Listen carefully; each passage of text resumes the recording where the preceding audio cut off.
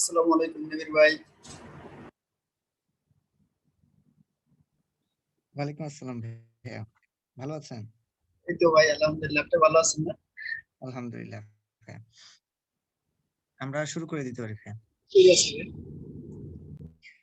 আসসালামু আলাইকুম সবাইকে সবাইকে স্বাগতম আজকের ভার্সিটি কোঅর্ডিনেশন প্রোগ্রাম 2020 এর সফট ক্লাস উইক 10-এ। তো যদি হচ্ছে আমাদের নতুন বছরের প্রথম সফট ক্লাস আজকে, তোমাদের কিন্তু যথারীতি হচ্ছে ক্লাস কিন্তু মনে হয় গতকালকে ছিল। আজকে হচ্ছে বলতে পারো যে এই বছরের প্রথম সফট ক্লাস। তো সবাইকে হচ্ছে নতুন বছরের শুভেচ্ছা জানিয়ে হচ্ছে আমি শুরু করছি। ভাইয়ার পরিচয় হচ্ছে আমি মোহাম্মদ শফিকুল ইসলাম নিবিড়। আমি পড়াশোনা করছি ঢাকা বিশ্ববিদ্যালয় জেনেটিক ইঞ্জিনিয়ারিং অ্যান্ড বায়োটেকনোলজি ডিপার্টমেন্টে, মাস্টার্স আছি। তো ভাইয়ের সাথে হচ্ছে তোমরা আজকে দুইটা টপিক, এখানে আমাদের কেমিস্ট্রি এবং বায়োলজি, এই দুটার সলিউশন দেখবে। তো তারপর হচ্ছে আমাদের বাকি যে ভাইয়ারা আসবেন তারা হচ্ছে যথাক্রমে হচ্ছে ফিজিক্স, ম্যাথ এবং তোমাদের ইংরেজি যে পার্টটুকু আছে সেটা হচ্ছে দেখিয়ে দিবেন। তো চলো আমরা হচ্ছে কেমিস্ট্রি যে আমাদের যে পোর্শনটা আছে সেটা দিয়ে হচ্ছে আমরা ক্লাসটা শুরু করি, তারপর হচ্ছে আমরা বায়োলজির দিকে যাব। প্রথমেই আমরা যেটা দেখে নেব যে গত সপ্তাহে কিন্তু আমরা তড়িৎ রসায়ন এবং অর্থনৈতিক রসায়ন হচ্ছে পড়েছিলাম, যেখানে তড়িৎ রসায়নের উপর কিন্তু তোমাদের লেকচারটা হচ্ছে ছিল মেইনলি, এবং অর্থনৈতিক রসায়ন থেকে হচ্ছে কিছু কিছু ইম্পর্টেন্ট জিনিস হচ্ছে তোমাদেরকে ভাইয়ারা হচ্ছে দাগিয়ে দিয়েছেন বা বলে দিয়েছেন, যেগুলো থেকে হচ্ছে প্রশ্ন আসতে পারে। তো অর্থনৈতিক রসায়ন থেকে কিন্তু প্রশ্ন আসার সম্ভাবনা কিন্তু আছে, এবং সেখান থেকে কিন্তু হচ্ছে এমসিকিউ টাইপের প্রশ্ন কিন্তু অহরহ আসে। এই জন্য হচ্ছে বই থেকে হচ্ছে এই চ্যাপ্টারটা হচ্ছে খুব ভালো মতো একবার রিডিং দিয়ে ফেলবা, যাতে হচ্ছে সবকিছু, যাতে সংকেত বলো, পার্সেন্টেজ বলো, হিসাব বলো এবং উদাহরণ বলো, সবকিছু যাতে তোমাদের মনে থাকে। ওকে। আর তড়িৎ রসায়ন থেকে তো তোমরা জানো যে এখান থেকে ম্যাথমেটিক্যাল জিনিসই আসে, এবং গত লেকচারে কিন্তু ভাইরা তোমাদেরকে বেশি জোর দিয়ে তড়িৎ রসায়ন চ্যাপ্টারটা কিন্তু পড়িয়েছেন। ওকে, তো আমরা হচ্ছে দেখি আমাদের এমসিকিউ প্রশ্নগুলো হচ্ছে কি কি ভাই রেখেছি। প্রথমে দেখো, নাম্বার 1, ম্যাথমেটিক্যাল টাইপের যে প্রশ্নগুলো আছে সেগুলো হচ্ছে ভাই এখানে রাখার চেষ্টা করেছি, যাতে হচ্ছে তোমাদের জন্য হচ্ছে ইজি হয়। বাকি যেগুলো হচ্ছে জ্ঞানমূলক ছিল সেগুলো হচ্ছে ভাই বাদ দিয়ে দিয়েছি, কারণ ওগুলো হচ্ছে তোমরা নিজেরাই সলিউশন দেখে হচ্ছে মুখস্থ করে নিতে পারবে। তো প্রথম যে প্রশ্নটা আছে, আমাদেরকে বলা হয়েছে কি যে জিঙ্ক সিলভার আয়নের সাথে বিক্রিয়া করে জিঙ্ক 2+ এবং সিলভার তৈরি করছে। তো বিক্রিয়াটির ক্ষেত্রে নিচের কোন শর্তটি কোষের ভোল্টেজ বৃদ্ধি করবে? তো এরকম টাইপের প্রশ্ন যদি আমরা পারতে চাই, তাহলে হচ্ছে আমাদেরকে কি করতে হবে? আমাদেরকে একটা ইকুয়েশন লিখতে হবে, সেটা কি? ই সেল, যেটা হচ্ছে নানস্টার ইকুয়েশন। ই সেল সমান সমান কি? E nought cell minus R T divided by E into F, then হচ্ছে লন কিউ। কিউ মানে কি? এখানে উপরে হচ্ছে উৎপাদনের ঘনমাত্রা, উৎপাদন কি এখানে জিঙ্ক 2+, তাহলে উপরে আমাদের বসবে জিঙ্ক 2+ আয়নের ঘনমাত্রা, আর নিচে আমাদের বসবে কি? বিক্রিয়ক আয়ন, যেটা হচ্ছে আমাদের সিলভার প্লাস আয়ন, তার ঘনমাত্রা। এবং দেখতে হবে যে যেহেতু তার এখানে 2 মোল আছে, তাহলে এখানে হবে কি টু দি পাওয়ার 2, মানে হচ্ছে স্কোয়ার হবে। এখন যেহেতু আমাদেরকে বলছি এখানে কিভাবে বৃদ্ধি করবে, বৃদ্ধি করার জন্য ভাই এরকম সমীকরণ আমি রাখবো না। তোমরা সবাই কিন্তু এটা জানো যে আমরা কিন্তু এটা লিখতে পারি যে লন এ বাই বি, যদি এরকম থাকে সেটাকে কিন্তু আমরা এভাবে লিখতে পারি যে মাইনাস লন, হ্যাঁ, মাইনাস লন বি বাই এ, কিন্তু এটাকে লেখা যায়। তোমরা সবাই কিন্তু এই ব্যাপারটা কিন্তু 9-10 থেকে হচ্ছে পড়ে আসছো। 9-10ও না, আসলে এটা 6-7 হচ্ছে আমরা যখন বীজগণিত পড়ি, তখন হচ্ছে আমরা এখান থেকে কিন্তু এগুলো শিখে আসছি অ্যালজেব্রার মধ্যে।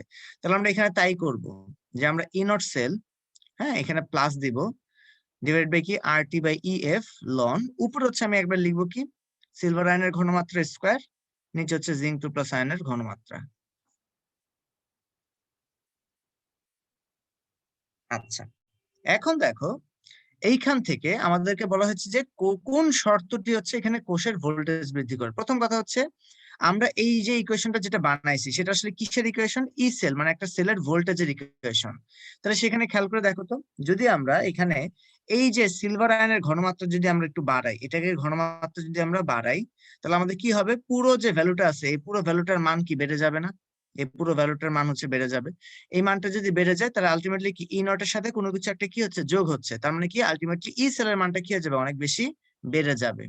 ওকে, তার মানে আমাদের অ্যান্সারটা কি হবে? সি নাম্বারটা হচ্ছে আমাদের অ্যান্সার, যে সিলভার আয়নের ঘনমাত্রা যদি আমরা বৃদ্ধি করি, তাহলে হচ্ছে আমাদের আলটিমেটলি এই পুরো বক্সের মানটা বৃদ্ধি পাবে, এতে করে ই নট সেলের সাথে এই পুরো বক্সের মানটা যদি আমরা যোগ করি তাহলে হচ্ছে আমাদের আলটিমেটলি সেলের ভোল্টেজটা হচ্ছে এখান থেকে বৃদ্ধি পাবে। আচ্ছা, আরেকটা জিনিস হচ্ছে যদি আমরা এখানে জিঙ্ক 2+ আয়নের ঘনমাত্রা যদি আমরা বৃদ্ধি করি তাহলে কি হইতো, তাহলে হচ্ছে কোষের বিভব হচ্ছে কি আমাদের হ্রাস হয়ে যেত। কারণ হচ্ছে এখানে দেখো যদি আমরা এটার ঘনমাত্রা বাড়াই তাহলে এখানে পুরো বক্সের এই ভ্যালুটা হচ্ছে আমাদের কি হয়ে যাবে, বেড়ে যাবে। তো যদি এটা বেড়ে যায় তার মানে কি আলটিমেটলি ই নট থেকে হচ্ছে এই জিনিসটা কি হচ্ছে, মাইনাস হচ্ছে কিন্তু ভাইয়া, মাইনাস। তার মানে যদি কোন একটা ই নট সেল থেকে যদি কোন একটা জিনিস যদি মাইনাস হয়, এতে করে কি হয়, এতে করে কিন্তু হচ্ছে আমাদের ওই সেলের ভোল্টেজটা কিন্তু হচ্ছে আলটিমেটলি কমে যায়, তাই না? তাহলে আমাদের মনে রাখতে হবে যে জিঙ্ক 2+ আয়নের জন্য ঘনমাত্রা বৃদ্ধি করলে আমাদের কোষের ভোল্টেজ কি এখানে কমে যাবে। আর বাকি দণ্ডের আকার বৃদ্ধি করি বা দণ্ডের আকার হ্রাস করি এগুলো দিয়ে আসলে কোনো রকমের ইফেক্ট কিন্তু পড়ে না, কারণ ইকুয়েশনের মধ্যে কিন্তু আমরা এই সকল দণ্ডের যে ব্যাপারগুলো আছে, যে সলিড সলিড যে ব্যাপারগুলো আছে এগুলো কিন্তু আমরা কাউন্ট করি না। তাহলে এদের মধ্যে কোনো রকমের চেঞ্জ কি আনতে পারে না, কোষের ভোল্টেজ বৃদ্ধি বা হ্রাস ঘটাইতে পারে না। 2 নম্বর যদি প্রশ্নটা আমরা একটু দেখি, যে 65 গ্রাম জিঙ্ক ক্যাথোডে জমা করতে যে সময় লাগে সেই সময় একই প্রবাহ মাত্রায় কত গ্রাম অ্যালুমিনিয়াম জমা করা যাবে। ক্লাসের মধ্যে কিন্তু এটা তোমরা দেখেছো, এটা হচ্ছে ফ্যারাডের দ্বিতীয় সূত্র দিয়ে আমরা ইজিলি করে ফেলতে পারি। যেখানে আমরা সূত্রটা দেখেছিলাম কি, যে W ইজ প্রপোর্শনাল টু কি আমাদের E। ওকে, তাহলে আমরা এখান থেকে একটা জিনিস বলতে পারি যে আমাদের কত গ্রাম অ্যালুমিনিয়াম জমা পড়বে, তাই না? তাহলে আমরা বলতে পারি W of aluminium divided by W of zinc equals to কি হবে, E of aluminium divided by E of zinc. এটা হচ্ছে আমরা লিখতে পারি। সুতরাং W অফ অ্যালুমিনিয়াম আমরা কি লিখতে পারি, W অফ অ্যালুমিনিয়াম হচ্ছে কি আমাদের কি W অফ জিঙ্ক ইনটু উপরে হচ্ছে কি আসবে E of aluminium. E of aluminium মানে কত, M of aluminium divided by E of aluminium. আর E অফ জিঙ্ক মানে হচ্ছে M of zinc divided by E of zinc. তাহলে এখন আমরা ভ্যালুগুলো বসাই দিই।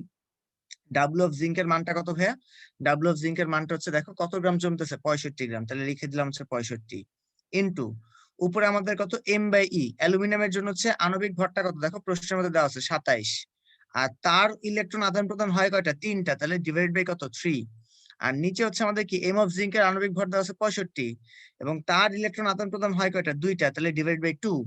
তাহলে এখান থেকে যদি আমরা কাটাকাটি করি তাহলে 65 কাটাকাটি যাবে, তাহলে কি আসবে 2 ইন্টু 3 নং 27 মানে হচ্ছে 9 দুগুণে 18। তাহলে দেখো হাতে হাতে কিন্তু করা যাচ্ছে, আমাদের ভ্যালুটা কত আসবে 18 গ্রাম। তার মানে 18 গ্রাম অ্যালুমিনিয়াম জমা করতে যে পরিমাণ বিদ্যুৎ শক্তি খরচ হবে সেই একই পরিমাণ বিদ্যুৎ শক্তি দিয়ে আমরা অন্য আরেকটা সেলের মধ্যে 65 গ্রাম জিঙ্কে কি করতে পারবো, জমায় ফেলতে পারবো। নাম্বার 3 নাম্বারে আসি। আমাদের এখানে বলছে কি যে ম্যাগনেসিয়াম থেকে ম্যাগনেসিয়াম 2+ আয়নটা তৈরি হয় আর কপার 2+ থেকে কপার তৈরি হয়। তাহলে এখানে প্রমাণ কোষ বিভব কি হবে, তাহলে খুবই ইজি। তুমি কি করবা, এখান থেকে ই নট এর মানটা যেহেতু তোমাকে বের করতে বলছে, তুমি জাস্ট ই নট যা যা ঘটছে তা তা লিখবা। ভাইয়া কি কি ঘটছে, ম্যাগনেসিয়াম থেকে ম্যাগনেসিয়াম 2+ না, তাহলে ম্যাগনেসিয়াম থেকে ম্যাগনেসিয়াম 2+ এর ভোল্টেজটা তুমি লিখবা, প্লাস ই নট কপার 2+ থেকে কপার ঘটছে, তাহলে কপার 2+ স্ল্যাশ কপার, এই ব্যাপারটা হচ্ছে তুমি এখান থেকে লিখবা। তাহলে ম্যাগনেসিয়াম 2+ থেকে ম্যাগনেসিয়ামের ভোল্টেজটা দেওয়া আছে কত, -2.36, তাহলে তুমি লিখবা কত 2.36 লিখবা, কারণ তোমাকে এখানে দেওয়া আছে উল্টাটা। ম্যাগনেসিয়াম 2+ থেকে ম্যাগনেসিয়ামের ভোল্টেজ দেওয়া আছে, কিন্তু তোমার তো ঘটতেছে কি ম্যাগনেসিয়াম থেকে ম্যাগনেসিয়াম 2+, তাহলে ভোল্টেজটা কি উল্টায় লিখবা, কারণ 2.36 তার মানে কি হবে, এটা পজিটিভ 2.36। আর কপার 2+ থেকে কপারের ভ্যালুটা কত দেওয়া আছে 0.34, তাহলে 0.34 যোগ করে দিলাম এবং এই দুইটা যোগ করে আমাদের মানটা কত আসবে 2.7। তাহলে এটা হচ্ছে আমাদের অ্যান্সার। বলা হয়েছে যে নিচের কোনটি ক্যালোমেল তড়িৎদ্বার, এটা হচ্ছে আমাদের কি, যে আমাদের এই নাম্বারটা হচ্ছে ক্যালোমেল তড়িৎদ্বার, যেখানে হচ্ছে আমাদের মার্কিউরাস ক্লোরাইড থেকে হচ্ছে আমাদের কি তৈরি হয়, ক্লোরাইড আয়ন কিন্তু সেখানে আমাদের তৈরি হয় এবং বিক্রিয়াটা হচ্ছে একটা দেখতে এরকম, যে Hg2Cl2 সেটা হচ্ছে আমাদের ভেঙে কি তৈরি করে, 2Hg তৈরি করে, আর দুইটা Cl মাইনাস হচ্ছে এখান থেকে আমাদের সে তৈরি করে। কিভাবে, সে যখন হচ্ছে দুইটা ইলেকট্রন সে রিসিভ করে, দুইটা ইলেকট্রন রিসিভ করে সে হচ্ছে মার্কারিতে পরিণত হয়ে যায়, আর দুইটা ক্লোরাইড আয়নে সে হচ্ছে পরিণত হয়ে যায়। আচ্ছা, এখানে দুইটা ইলেকট্রন কেন হবে, ও হ্যাঁ দুইটা ইলেকট্রন এখানে হবে আর কি ভাইয়া। ওকে, ঠিক আছে, এই হয়ে গেল। পরেরটা আসি, যে আমাদের এখানে বাকি এখানে আরেকটা একটা উদাহরণ দেওয়া আছে, দেখছো খেয়াল করে, যে প্লাটিনাম দিয়ে যদি কখনো বলা হয় এটা কিসের, এটা হচ্ছে আমাদের এর মানে স্ট্যান্ডার্ড হাইড্রোজেন ইলেকট্রোড, বা যেটাকে হচ্ছে আমরা সংক্ষেপে বলে থাকি কি প্রমাণ হাইড্রোজেন তড়িৎদ্বার বা সি। ওকে, আচ্ছা, তারপর দেখি আমাদের আচ্ছা বাকি তড়িৎদ্বার গুলোর কথা হচ্ছে একটু বলে দিই, যাহলে হচ্ছে তোমাদের রিভিশন হয়ে যাবে। যেমন বি নাম্বারটা দিয়ে হচ্ছে আমরা বুঝি কি ধাতবায়ন তড়িৎদ্বার বা ধাতবায়ন অর্ধকোষ। আর পরেরটা হচ্ছে কি আমাদের, পরেরটা হচ্ছে কি ধাতব অ্যামালগাম। ধাতব অ্যামালগাম তড়িৎদ্বার। অ্যামালগাম কথাটা যখনই যে জায়গায় দেখবা সেখানে মনে রাখবা সেখানে কি মার্কারি হচ্ছে সংকর অবস্থায় কোন একটা ধাতুর সাথে যুক্ত অবস্থায় থাকে, তখন সেটাকে আমরা ধাতব অ্যামালগাম বলি। নাম্বার 5 এ আসি, যে এই শর্তটার জন্য নিচের কোন শর্তটি কোষের ভোল্টেজ বৃদ্ধি করবে। দেখো আবার সেই আগের মতোই কথা, তাহলে আমি হচ্ছে আর লিখলাম না, এখানে দেখো লেখাই আছে যে ই নট ই সেল কি হবে, E nought cell minus R T by E F. হ্যাঁ, ই এর জায়গায় এখানে মানটা কত আসবে 2, কারণ কি কেন 2 আসলো, কারণ দেখতে পাচ্ছ যে জিঙ্ক হচ্ছে 2টা ইলেকট্রন ছাড়তেছে, কপার হচ্ছে 2টা ইলেকট্রন নিচ্ছে, তার মানে তাদের মধ্যে ইলেকট্রন আদান প্রদান হচ্ছে কয়টা, 2টা, এই জন্য আমাদের এখানে ভ্যালুটা কত দেওয়া আছে, 2 দেওয়া আছে। ওকে, আচ্ছা, তারপরে এখন দেখেন এটা যেহেতু মাইনাস আছে এটাকে প্লাস করলাম, প্লাস করলে কি হবে, এই যে জিঙ্ক 2+টা নিচে চলে যাবে আর কপার 2+টা উপরে চলে যাবে, তাহলে দেখো ওইটাই ঘটছে এই জায়গাটার মধ্যে। তাহলে এখন আমরা কি বলতে পারি, যদি কপার 2+ এর ঘনমাত্রা, তাহলে এই পুরো মানটা হচ্ছে বেড়ে যাবে, এই পুরো মানটা বেড়ে গেলে ই নট সেলের সাথে কোনো কিছু একটা বড় মান যোগ হচ্ছে, এতে করে আমাদের ই সেলের মানটা কি বৃদ্ধি পাবে। তাহলে অ্যান্সারটা হচ্ছে কি কপার 2+ আয়নের ঘনমাত্রা আমাদের বৃদ্ধি করতে হবে।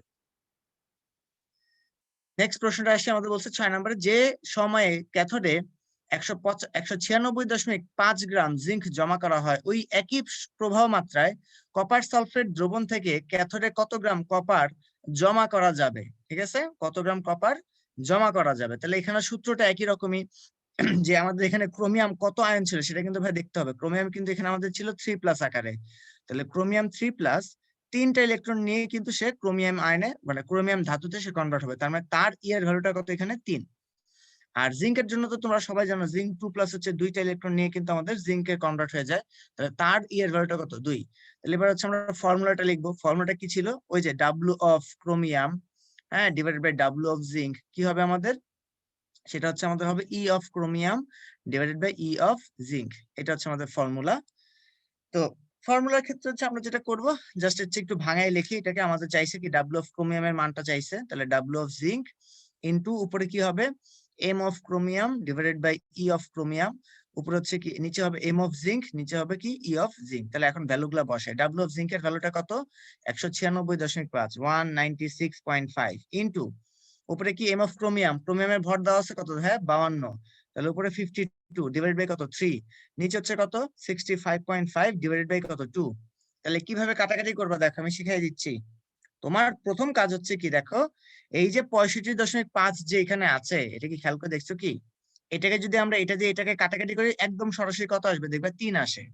ঠিক আছে, 3 6 18 এবং 3 5 15 এবং 3 5 মানে এখানে সবগুলো যদি আমরা এখানে 3 দ্বারা মাল্টিপ্লাই করি তাহলে আমাদের এই ভ্যালুটা আসে।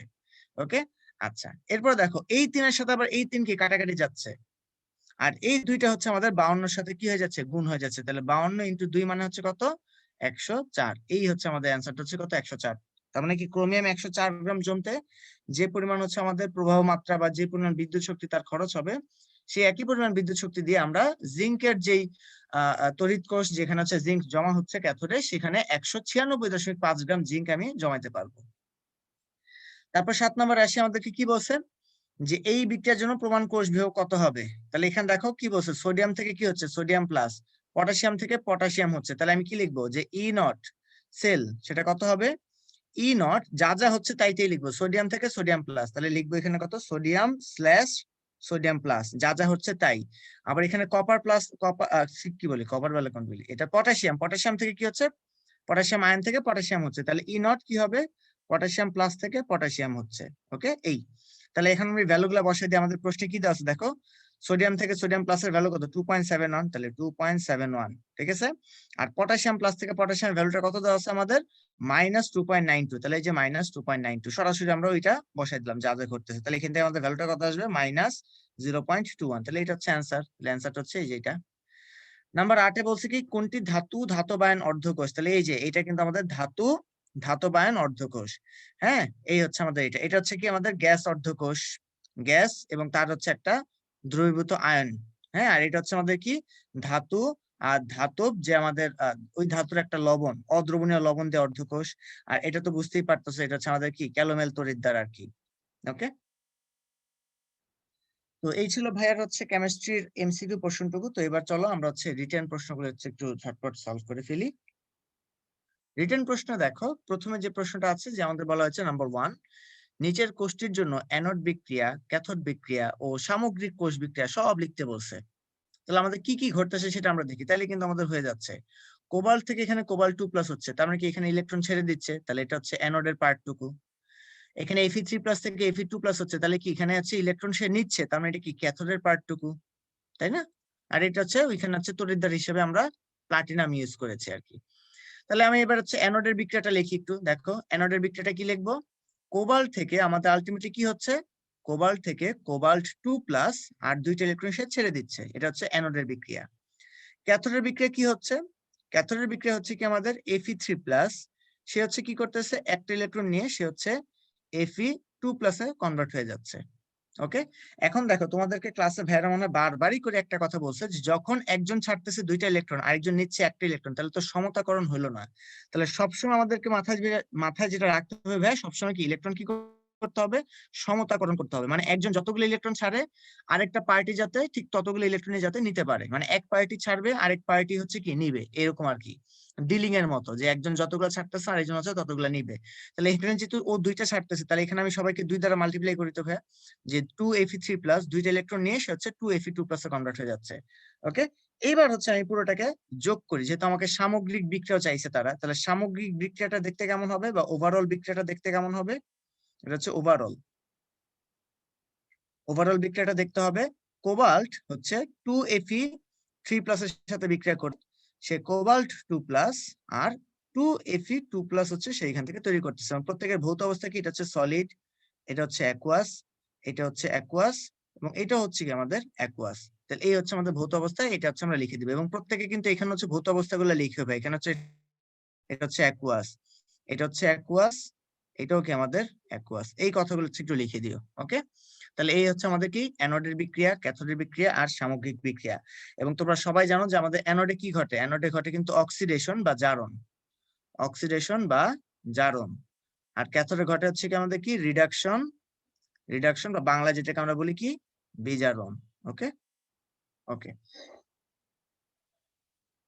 নেক্সট প্রশ্ন আমরা যদি আসি, তো আমাদেরকে এটা হচ্ছে খুবই ইজি ম্যাথ, মানে এটা হচ্ছে অবজেক্টিভে তোমরা দেখে আসছো। নাম্বার 2 বলছে Fe থেকে FeSO4 হচ্ছে আর কপার সালফার থেকে কপার হচ্ছে। তো আমাদের বলছে যে একটি কোষ বিক্রিয়া নির্দেশ করে কোষটির প্রমাণ তড়িৎচালক বল কত। প্রমাণ তড়িৎচালক বল মানে কি E0 সেলের ভ্যালুটা কত সেটা হচ্ছে জানতে চাওয়া হয়েছে। তাহলে তুমি দেখবা কি ভাই এখানে কি কি হচ্ছে, Fe থেকে Fe2+ হচ্ছে, এটা একটা কথা।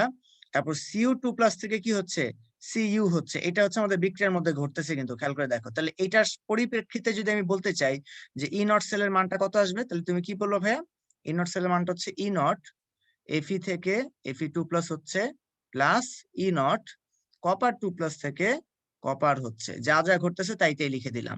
তাহলে Fe2+ থেকে Fe এর ভ্যালুটা হচ্ছে কত 0.44, কিন্তু আমার ঘটতেছে তো উল্টাটা, Fe থেকে Fe2+, তাহলে হচ্ছে আমাদের ভ্যালুটা কত বসাবো 0.44 প্লাস কপার 2+ থেকে কপার ভ্যালুটা দেওয়া আছে। এবং আমাদের প্রশ্ন কিন্তু মানে আমাদের কি বলে কোষের মধ্যে কিন্তু তাই ঘটতেছে, কপার 2+ থেকে কপারই ঘটতেছে, তাহলে এখানে যা যা আছে তাই বসে দেবো। 0.34 করলে 0.34 যোগ করলে হচ্ছে মানে 0.7 আর 4 4 মিলে 8, 0.78 ভোল্ট, এটা হচ্ছে আমাদের অ্যান্সার। ওকে, নেক্সট প্রশ্নে আমরা আসি 3 নাম্বারটা। একটি ফুয়েল সেলে হাইড্রোজেন ও অক্সিজেন বিক্রিয়া করে বিদ্যুৎ শক্তি উৎপন্ন করে। কোষটিতে ইলেকট্রোলাইটিক হিসেবে পটাশিয়াম হাইড্রোক্সাইড ব্যবহার করা হয়।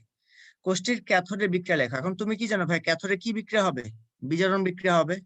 তাহলে বিজারণ বিক্রিয়া মানে কি, এখানে কি হবে ইলেকট্রন কেউ গ্রহণ করবে, কারণ ইলেকট্রন ছাড়ন মানে জারণ আর ইলেকট্রন গ্রহণ মানে কি বিজারণ। ওকে, এই নাম্বারটা। তাহলে দেখো তো আমি এই নাম্বারটা যদি একটু সমাধান করতে চাই তাহলে আমি কিভাবে লিখবো, প্রথমে তোমাকে ভাই জানতে হবে যে H2 আর O2 এই দুজনের মধ্যে হচ্ছে কোন ব্যক্তি হচ্ছে এখানে ইলেকট্রন গ্রহণ করে। তোমরা সবাই জানো H2 কিন্তু হচ্ছে আমাদের আলটিমেটলি কি করে, ইলেকট্রন ছেড়ে দিয়ে সে কিন্তু H+ আয়নে কনভার্ট হয়ে যায়, তার মানে তার জন্য কি ঘটে জারণ ঘটে।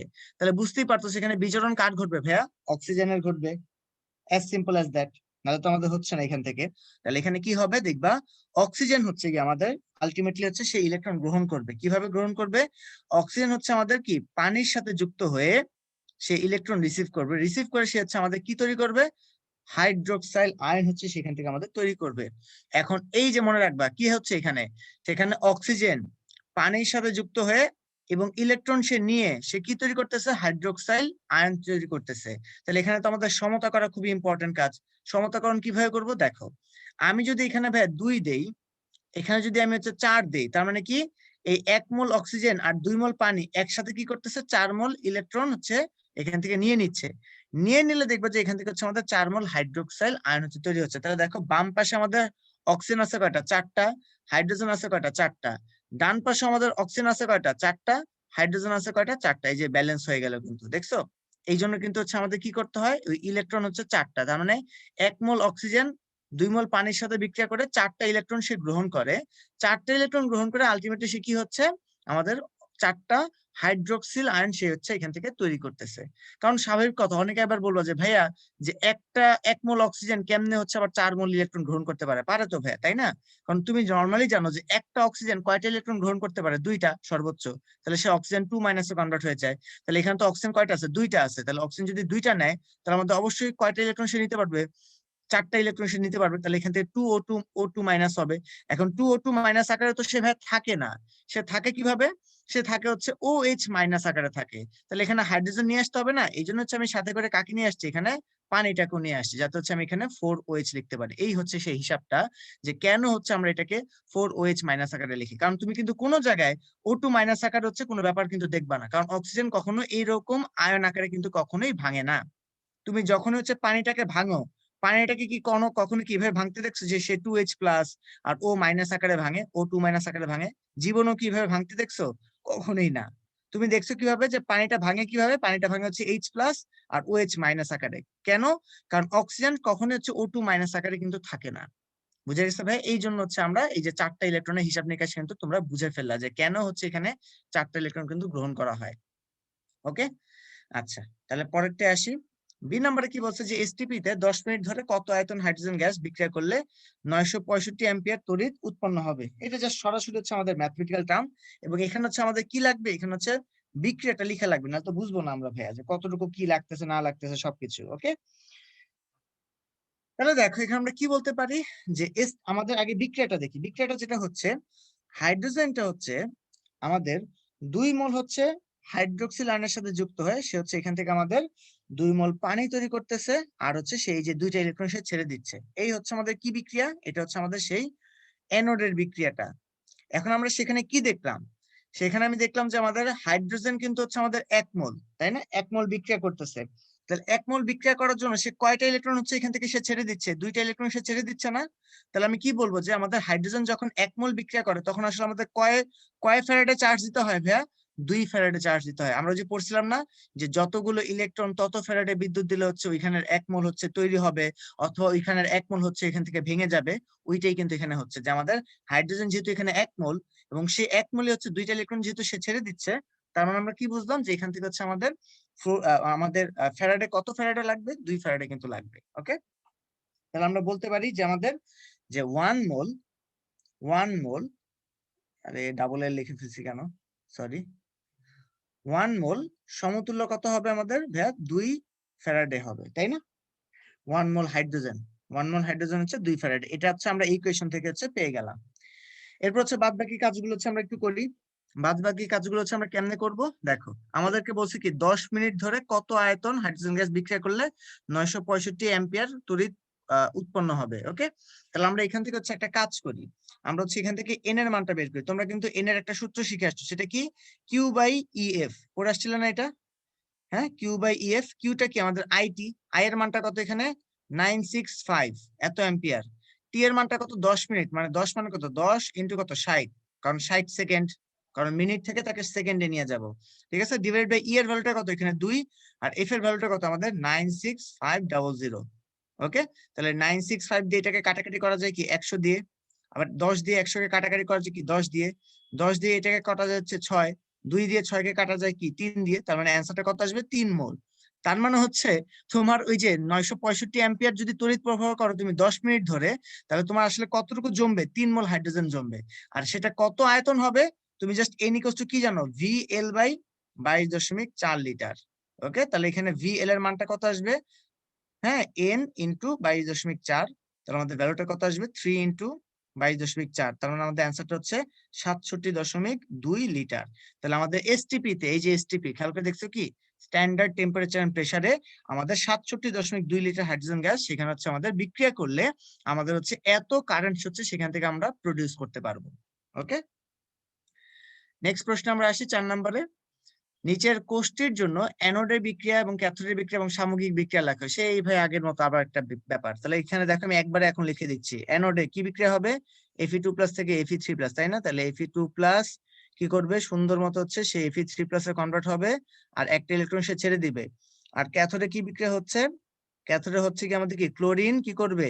হ্যাঁ, ইলেকট্রন রিসিভ করে সে কি ক্লোরাইড আয়ন তৈরি করবে। কিন্তু কথা হচ্ছে এখানে ক্লোরিন কিন্তু দুইটা আছে, তাহলে দুইটা ইলেকট্রন রিসিভ করে সে 2Cl- হচ্ছে কনভার্ট হবে।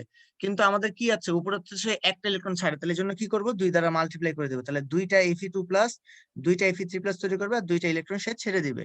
ঠিক আছে, তাহলে এখান থেকে আলটিমেটলি আমি যদি ওভারঅল রিঅ্যাকশনটা যদি দেখি তাহলে কি আসবে? 2Fe2+ ক্লোরিনের সাথে বিক্রিয়া করে 2Fe3+ এবং 2Cl- হচ্ছে সেখান থেকে তৈরি করতেছে, কারণ দুই পাশ থেকে আমি কি ইলেকট্রন কাটাকাটি করে ফেলতে পারতেছি। তোমরা আবার খাতার মধ্যে এরকম কাটাকাটি করে দিও না, তোমাদেরকে জাস্ট বোঝানোর জন্য যে বাম পাশ আর ডান পাশ কি হচ্ছে আমাদের সিমিলার হচ্ছে।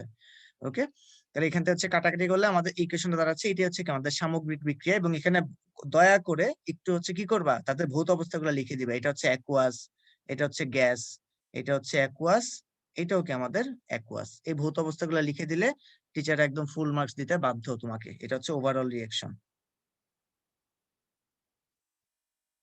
নেক্সট প্রশ্নে আমরা আসি, আমাদের শেষ রিটেন প্রশ্ন।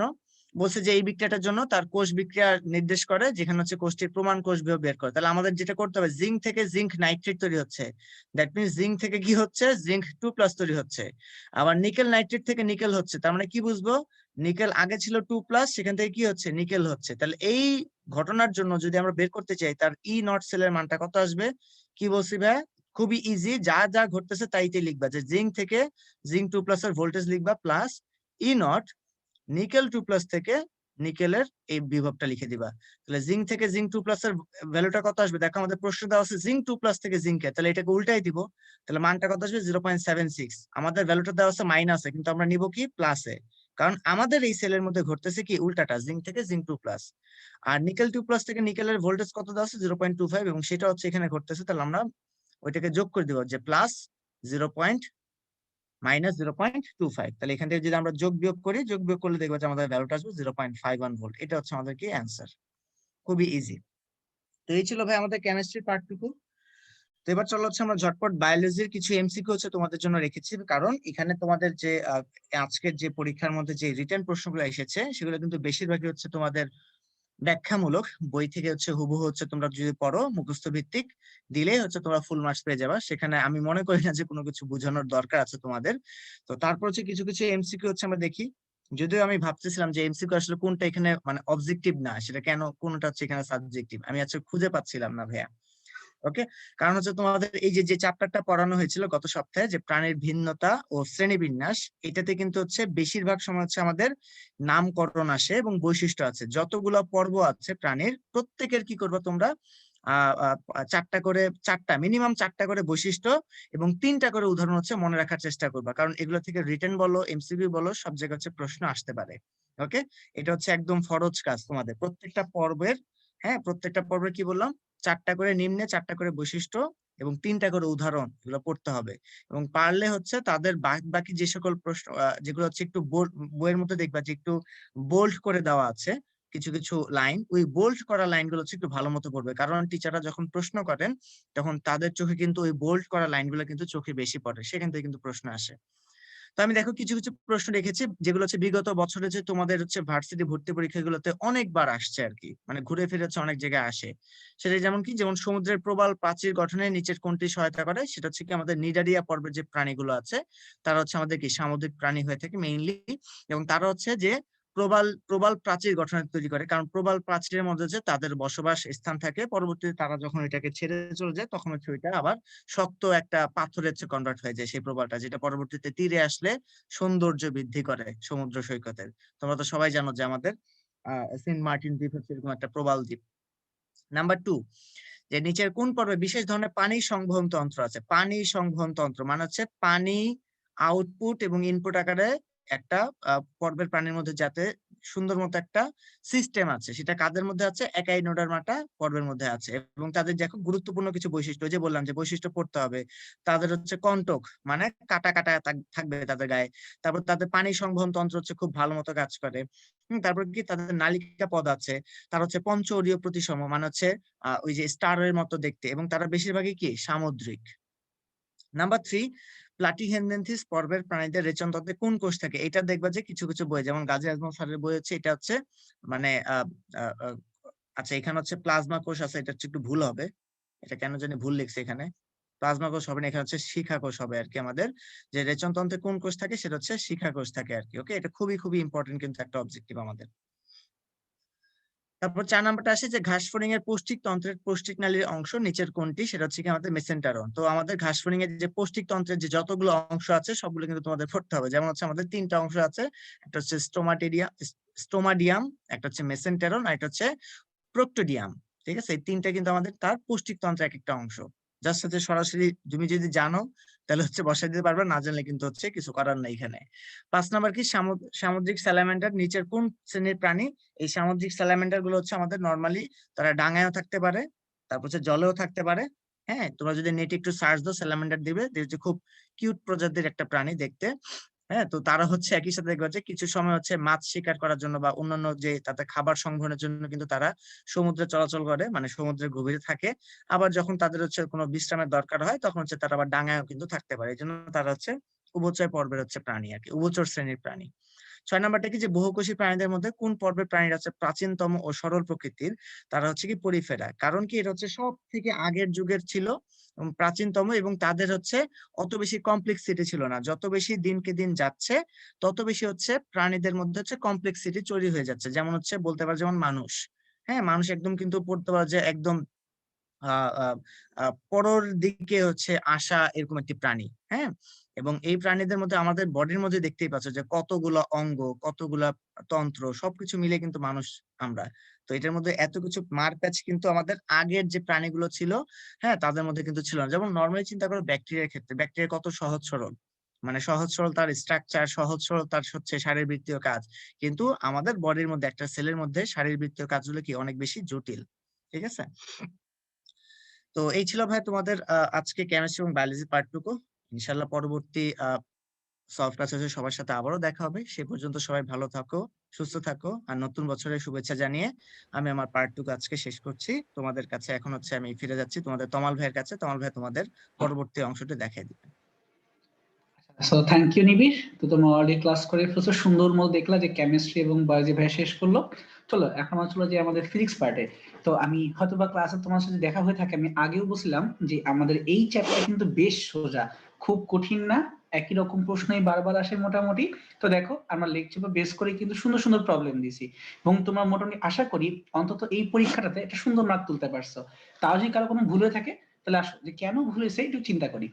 তো প্রথম প্রশ্ন, ভোল্ট মিটারের পার্ট কত হবে এই ছবি থেকে? তো তুমি দেখতেই পারতেছো যে এখানে টোটাল যে তোমার সার্কিটটা, সেই সার্কিটে একটা 10 ভোল্টকে অ্যাড করা হয়েছে, এবং এই জায়গায় তুমি খেয়াল করে দেখো এটা কিন্তু একদম সুন্দর মতো একটা সিরিজ সার্কিট, অর্থাৎ টোটাল যে তোমার কারেন্ট যাবে এই কারেন্টটা কিন্তু সুন্দর একটা লাইন দিয়ে দেবে, এখানে কিন্তু অন্য কোনো আলাদা ব্রাঞ্চ নাই। সো এই জন্য এত মাথা ঘামানোরই দরকার নাই, একটাই ভোল্ট মিটার, একটাই ব্রাঞ্চ। সো টোটাল যা ভোল্টেজ সেই ভোল্টেজই তুমি দেখতে পারবা। দ্যাটস ওয়াই এখানে উত্তরটা হচ্ছে 10 ভোল্ট। সিম্পল, ইজি করে ভাবো, অন্য কোনো ব্রাঞ্চ নাই, একটা মাত্র মেশিন, একটা মাত্র ভোল্টেজ। সো উত্তর পোস্টে যা আছে সেটাই, শেষ, 10 ভোল্ট। এবার আসি, তড়িৎচালক শক্তি পরিমাপ করা যাবে কোন যন্ত্রটি দ্বারা? তো তড়িৎচালক শক্তি এটা কিন্তু কি ইএমএফ বা ই বের করতে হবে। অ্যামিটার দিয়ে আমরা কারেন্ট নির্ণয় করি, মিটার ব্রিজ দিয়ে আমরা কিন্তু কিছু নির্ণয় করি না, আমরা ব্যালেন্স করি। একটু মনে করে দেখো, অজানা রোধ নির্ণয় করি। এই টাইপের কাজ Wheatstone bridge, metre bridge use করা হয়। এবং এইটারই আরো জটিল আরেকটা ব্রিজ হচ্ছে পোস্ট অফিস বক্স। এটা সাধারণত তোমাদেরকে পড়ানো হয় না, ব্যাপারটা একটু কমপ্লিকেটেড। এটা তোমাকে শেখানো হবে যদি তুমি কখনো ইন্টার লেভেলে ল্যাবে পড়ে থাকো, তখন হয়তোবা দেখছো। সো পোস্ট অফিস বক্স তো বাদ, থাকলো কি একটাই পটেনশিওমিটার। আর যদি এত কিছু মাথায় না থাকে, আমি যে এখন ওইটা বললাম এটা হচ্ছে প্রসেস অফ এলিমিনেশন, ভুলগুলোকে বাদ দিব। আর দেখো, পটেনশিওমিটার নামের মধ্যে কিন্তু একটা ব্যাপার আছে, পটেনশিয়াল বা ভোল্টেজ। এই জায়গায় ভুল হতে পারে যে ভোল্টেজ বের করতে বলছে। আচ্ছা ভাই তুমি চিন্তা করে দেখো তো, তুমি যদি একটা ব্যাটারির জন্য টোটাল ভোল্টেজটা বের করো, এটাই কি বলবো, তড়িৎচালক শক্তি বলবো না? যে তুমি কোষের ভিতরে একটা বিন্দু হতে একটি চার্জকে সম্পূর্ণ বর্তনী ঘুরিয়ে আবারও সেই বিন্দুতে ফেরত আনবা, এটাই কি বলা হয়, তড়িৎচালক শক্তি, তাই তো? তার মানে ভোল্টেজের সাথেই জড়িত, তাহলে পটেনশিওমিটার। দুই ভাই কিন্তু উত্তরটা বের করা যায়। মোটামুটি তোমাদের এইবারের প্রশ্নে জ্ঞানমূলক টাইপের কথাবার্তা একটু বেশি ছিল, মানে প্রতিবারই যেমন আসে তেমন প্রশ্ন। এবার আসো আমরা একটু উল্টা পাশে আগে নাম্বার 5 এই প্রবলেমটি সলভ করি। বলা হচ্ছে যে ব্যাটারির অভ্যন্তরীণ রোধ পরিমাপ করা যাবে কোনটি দ্বারা? এখন ভাবতেই পারো যে ভাই তো একটু আগে আমাকে বলছিল রোধ বের করতে গেলে মিটার ব্রিজ লাগে বা পোস্ট অফিস বক্স লাগে, অথবা আরেকটা উদাহরণ দিয়ে বলছিলাম হুইস্টন ব্রিজের কথা বলছিলাম। তো ভাই এখানে তাহলে এরা কেন উত্তর হবে না? খুব সুন্দর প্রশ্ন। আচ্ছা, আগে বলি অ্যামিটার কেন বাদ যাবে? অ্যামিটার তো কারেন্ট বের করার জন্য, তো অ্যামিটার তো দুই ভাগ বাদ হয়ে গেল। তোমার কনফিউশন লাগবে যে মিটার ব্রিজ নিব নাকি পোস্ট অফিস বক্স নিব। তুমি সুন্দর মতো বলবা পটেনশিওমিটার বাদ, তার কারণ আমি জানি পটেনশিয়াল মানে ভোল্টেজ, তাহলে বিভব নির্ণয় করে। আচ্ছা, এটা আরেকটা ভুল ধারণা। তার কারণটা হচ্ছে আমি তোমাকে আগে বলছি বর্তনীর অজানা রোধ নির্ণয় করার জন্য বা ব্যালেন্স করার জন্য ইউজ করা হয় পোস্ট অফিস বক্স বা মিটার ব্রিজ। আমি তো একবারও বলি নাই ব্যাটারির অভ্যন্তরীণ রোধ। তো তুমি যখনই ব্যাটারির ভিতরে কথাবার্তা বলতেছো, তখন কি ব্যাটারির ভোল্টেজের সাথে সম্পর্কিত এমন কিছুটা মাথায় আসা উচিত। তো সেটা কোনটা? একটাই উত্তর, একটু আগের বারের মতোই আবারও পটেনশিওমিটার। এরকম অনেকগুলো প্যাচ তোমার পরীক্ষায় মাথায় কাজ করবে যে মিলতেছে মিলতেছে কিন্তু কিছু বুঝতেছি না, ঠান্ডা মাথায় ভাববা, তাহলে উত্তর পেয়ে যাবা। বর্তনীর রোধ বললে metre bridge, post office box, অথবা তোমার হচ্ছে এখানকার ওয়েস্টার্ন ব্রিজ। আর যখনই শুধুমাত্র ব্যাটারির কথা আসবে তখন পটেনশিওমিটার ছাড়া সাধারণত অন্য কোনো উত্তর নিয়ে আমরা ভাবি না। তো একটু মনে রাখো, তাহলেই হবে। এবার একদম উপরে যাই 3 নাম্বার প্রবলেমটায়। আমি একটু অল্টার করে করে কথা বলি যাতে আমার সিকোয়েন্স ঠিক থাকে। আচ্ছা, তো বলা হচ্ছে এখানে যে কোনো ভোল্টমিটার যে মানের ভোল্টেজ পরিমাপ করতে পারে তার থেকে আরো অনেক বেশি মানের ভোল্টেজ যদি পরিমাপ করতে চাই, তাহলে কি করতে হবে? এতগুলো উত্তর চেক করার আগে আমি তোমাদের সাজেশন দিব, এরকম প্রবলেম দেখলে আগেই ভাববা আচ্ছা এই প্রবলেমটার সলিউশন কি হওয়া উচিত। তার কারণ তুমি যখন একবার এ বি সি ডি এই 4টা অপশন দেখে ফেলবা, তোমার মাথায় কনফিউশন লাগবে, এই কাজটা করবা না। আগে অপশন না দেখে ভাবো উত্তরটা কি হতে পারে। যদি তোমাদের মনে থেকে থাকে, আমরা কিন্তু ক্লাসে সুন্দর মতো কথা বলছিলাম যে অ্যামিটারের ক্ষেত্রে এবং ভোল্ট মিটারের ক্ষেত্রে খুব সুন্দর একটা বিষয় আছে। তোমরা অ্যামিটারের ক্ষেত্রে শান্ট পড়ে আসছিলা, S is equal to R divided by n minus 1। আহা, m কেন লিখলাম? আচ্ছা, m লিখলেও সমস্যা নাই, তোমাদের বই যদি এটাকে n দিয়ে লেখায় তাহলে কাজ করি, m লেখার দরকার নাই, আমি তোমাকে n দিয়েই বলি। n minus 1 ওই যে তোমার পাল্লা বৃদ্ধি, এরকম কিন্তু অঙ্কগুলো করতাম। এখানে n কথা মানে কি ছিল? n কথা মানে ছিল এরকমটা যে ডিভাইডেড বাই i। নর্মালি তুমি i পরিমাণে কারেন্ট মাপতে পারো, কিন্তু তোমার খুব ইচ্ছা তুমি i প্রাইম পরিমাণে কারেন্ট মাপবা, অর্থাৎ যা তুমি করতে চাও ডিভাইডেড বাই যা তোমার পক্ষে সম্ভব। সাধারণত এই n এর মান 1-এর চেয়ে বেশি আসবে, তার কারণ কি তুমি তো পাল্লা বৃদ্ধি করতেছো। এই মানটাকে সুন্দর মতো আমি যে সমীকরণে বসাই দিই, তাহলেই বের হয়ে যাবে যে অ্যামিটারের সাথে সমান্তরালে কতটুকু রোধ যুক্ত করতে হবে। ওই রোধটাকে বলা হয় শান্ট, বা এখানে আমরা এস দিয়ে লিখছি, তাই তো? এটা ছিল অ্যামিটারের জন্য। কিন্তু প্রশ্নে বসে ভোল্ট মিটার, তুমি ভোল্টেজ বাড়াইতে চাও, তাহলে এই ক্ষেত্রে সূত্র দেখতে সেম হবে বাট একটু অল্টার করব। So capital R is equal to small R into n minus 1। পার্থক্যটা কোথায়? ভোল্ট মিটার যখনই বের করলাম গুণ করে দিলাম, আর অ্যামিটারের ক্ষেত্রে ভাগ করে দিছিলাম। তাহলে এই সূত্রতেও n কথা মানে কি দাঁড়ায়? n কথা মানে দাঁড়ায় তুমি যতটুকু ভোল্টেজ মাপতে চাও ডিভাইডেড বাই যতটুকু ভোল্টেজ তুমি মাপতে পারো, মানে অনুপাত। সো বুঝাই যাচ্ছে আমাদের টার্গেট বেশি বেশি মাপা, তার মানে এখান থেকেও n এর মানটা 1-এর চেয়ে বেশি আসার কথা। তারপর এই মানটা সুন্দর মতো বসাই দিব, তাহলে যে বড় হাতের আর একটা সুন্দর মান বের হবে। এই কথার মানে হচ্ছে তুমি যদি বর্তনীতে এই বড় হাতের রোধটাকে যুক্ত করে দাও শ্রেণীতে, তাহলে তোমার ভোল্টমিটার আরো অনেক বেশি ভোল্টেজ মাপতে পারবে। তার মানে কি তোমাকে এখানে রোধ যুক্ত করতে হবে, শ্রেণীতে যুক্ত করতে হবে, এবং শুধু তাই না, ব্যাপারটা হচ্ছে অনেক পাওয়ারফুল কোন রোধকে ইউজ করতে হবে। এই দুইটা বিষয় সাধারণত আমাদের পরীক্ষায় মাথায় থাকে না। তাহলে আমি একটা কালার চেঞ্জ করে হাতের ডানে বামে আরেকবার লিখে দিচ্ছি যে কোনটা কি জিনিস, আশা করি তোমাদের পরীক্ষা আসলে কাজে লাগবে। সো হাতের ডান পাশে ছিল আমাদের ভোল্ট মিটারের ক্ষেত্রে কি টার্গেট ছিল, যখনই ভোল্ট মিটার হবে আমি একটা আর মানের রোধ ইউজ করব, এই রোধটা অনেক বড় হতে হবে, অনেক বড় মানের। আমি লিখতেছি বড় মানে অনেক বড়। এবং কিভাবে যুক্ত করব? এটাকে শ্রেণীতে যুক্ত করতে হবে। আর তাই যদি করতে পারো সুন্দর মতো অনেক অনেক বেশি ভোল্টেজ তুমি মাপতে পারবা। এই কথাগুলোর একদম উল্টা কথা যদি বলি তাহলেই হয়ে যাবে অ্যামিটার। অ্যামিটার দিয়ে আমরা কি করি? অ্যামিটার বা গ্যালভানোমিটার, সো এ অথবা জি, অ্যামিটার অথবা গ্যালভানোমিটার। এই ক্ষেত্রে আমি একটা এস পরিমাণের রোধকে অ্যাড করব, এস মান, ঠিক আছে? কিভাবে যুক্ত করতে হবে? এস মানে হচ্ছে শান্ট। শান্ট মানে কি? শান্ট মানে হচ্ছে সমান্তরাল যুক্ত করতে হবে। এসটা হচ্ছে বেশ অল্প, খুব বেশি রোধ দেওয়া যাবে না, তুমি একটা অল্প মানের রোধ দিবা এবং সেটাকে যোগ করতে হবে ফাইনালি সমান্তরালে। তাহলেই তুমি যা মাপতে চাও সুন্দর মতো মাপতে পারো। তাহলে খেয়াল করে দেখো তো, অ্যামিটার এবং ভোল্টমিটার কিন্তু এক্স্যাক্টলি অপোজিট। সূত্র দেখতে সেম, কনসেপ্ট সেম, বাট ফলাফলটা অপোজিট হয়ে যায়। কিভাবে প্রুফ করা লাগবে না, জাস্ট আপাতত A B C D choose করো, অনেক বেশি মান তো খুব অল্প প্রথমে এ বি বাদ দিয়ে দিলাম, এবার থাকবো সি এবং ডি, খুব বেশি কেউ দেখলাম দিতে বলছে সমান্তরালে, সো এইটাও বাদ, ফাইনালি সি আমার উত্তর। সো আগে উত্তরটাকে মাথায় আনবা, তারপরে এ বি সি ডি দেখবা। তুমি যে আগেই এ বি সি দেখো, মাথাটা তালগোল পাঠা যাবে, শেষ, তুমি উত্তর সলভ করতে পারবা না। এই গেল। এবার আসি আমরা নাম্বার 4 এর ক্ষেত্রে। বলা হচ্ছে যে 4 ভোল্ট তড়িৎচালক শক্তি এবং 0.4 ওহম অভ্যন্তরীণ রোধ বিশিষ্ট 4টি ব্যাটারিকে সমান্তরালে সজ্জিত করলাম এবং তার সাথে একটি 1.9 ওহমের রোধকে যুক্ত করলাম, তাহলে তড়িৎ প্রবাহ কত হবে? ব্যাপারটা খুবই সিম্পল, খুবই সুন্দর। ক্লাসে অবশ্যই আমি হলে বুঝাই আসছিলাম যে কিভাবে এই সমবায়গুলো তৈরি করতে হয়। সো প্রথম কথা, কিভাবে কানেক্ট করছো? সমান্তরালে কানেক্ট করছো। আসো একটু ড্রয়িং করে বুঝাই। একটা এই যে আঁকলাম, তো প্রত্যেকটা ব্যাটারির জন্যই ই হচ্ছে এখানে বিভব শক্তি বা তড়িৎচালক শক্তি, এবং ছোট্ট হাতের আর হচ্ছে এর জন্য অভ্যন্তরীণ রোধ। এরকম কয়টা তুমি আনছো? 4টা ব্যাটারি তুমি আনছো। তো একটা, এই যে 2টা, তার নিচে আরেকটা, 3টা, তার নিচে আরেকটা, 4টা, 4 জনকে সুন্দর মতো হয়ে আমি সমান্তরালে একটার পরে একটা কানেক্ট করে ফেলছি। এখন প্রশ্ন মতে এদের সাথে তো একটা বহিস্থ রোধকেও যুক্ত করতে হবে, যাকে আমরা কি দিয়ে লিখি? যাকে আমরা বড় হাতের আর দিয়ে লিখি। তো দেখো তো এখানে কি লিখছে, এর সাথে 1.9 ওহমের রোধকে যুক্ত করছো, তার মানে এই বহিস্থ রোধটাই হচ্ছে 1.9 ওহম। আর প্রশ্ন মতে কি বলতে পারি? তড়িৎচালক শক্তি E is equal two 4 volt এবং অভ্যন্তরীণ রোধ ছোট্ট হাতের r is equal two 0.4 ohm. এখন বের করতে হবে যে এখান থেকে তড়িৎচালক শক্তির মানটা কত। তো আমি ক্লাসে এটাকে সবসময় এভাবে বলি যে আমরা নর্মালি কি জানি? আমরা নর্মালি জানি উপরে থাকবে বিভব শক্তি আর নিচে থাকবে তোমার কি রোধের মান, ভি সমান সমান আই আর, এখানে ফিল পাইতে হবে।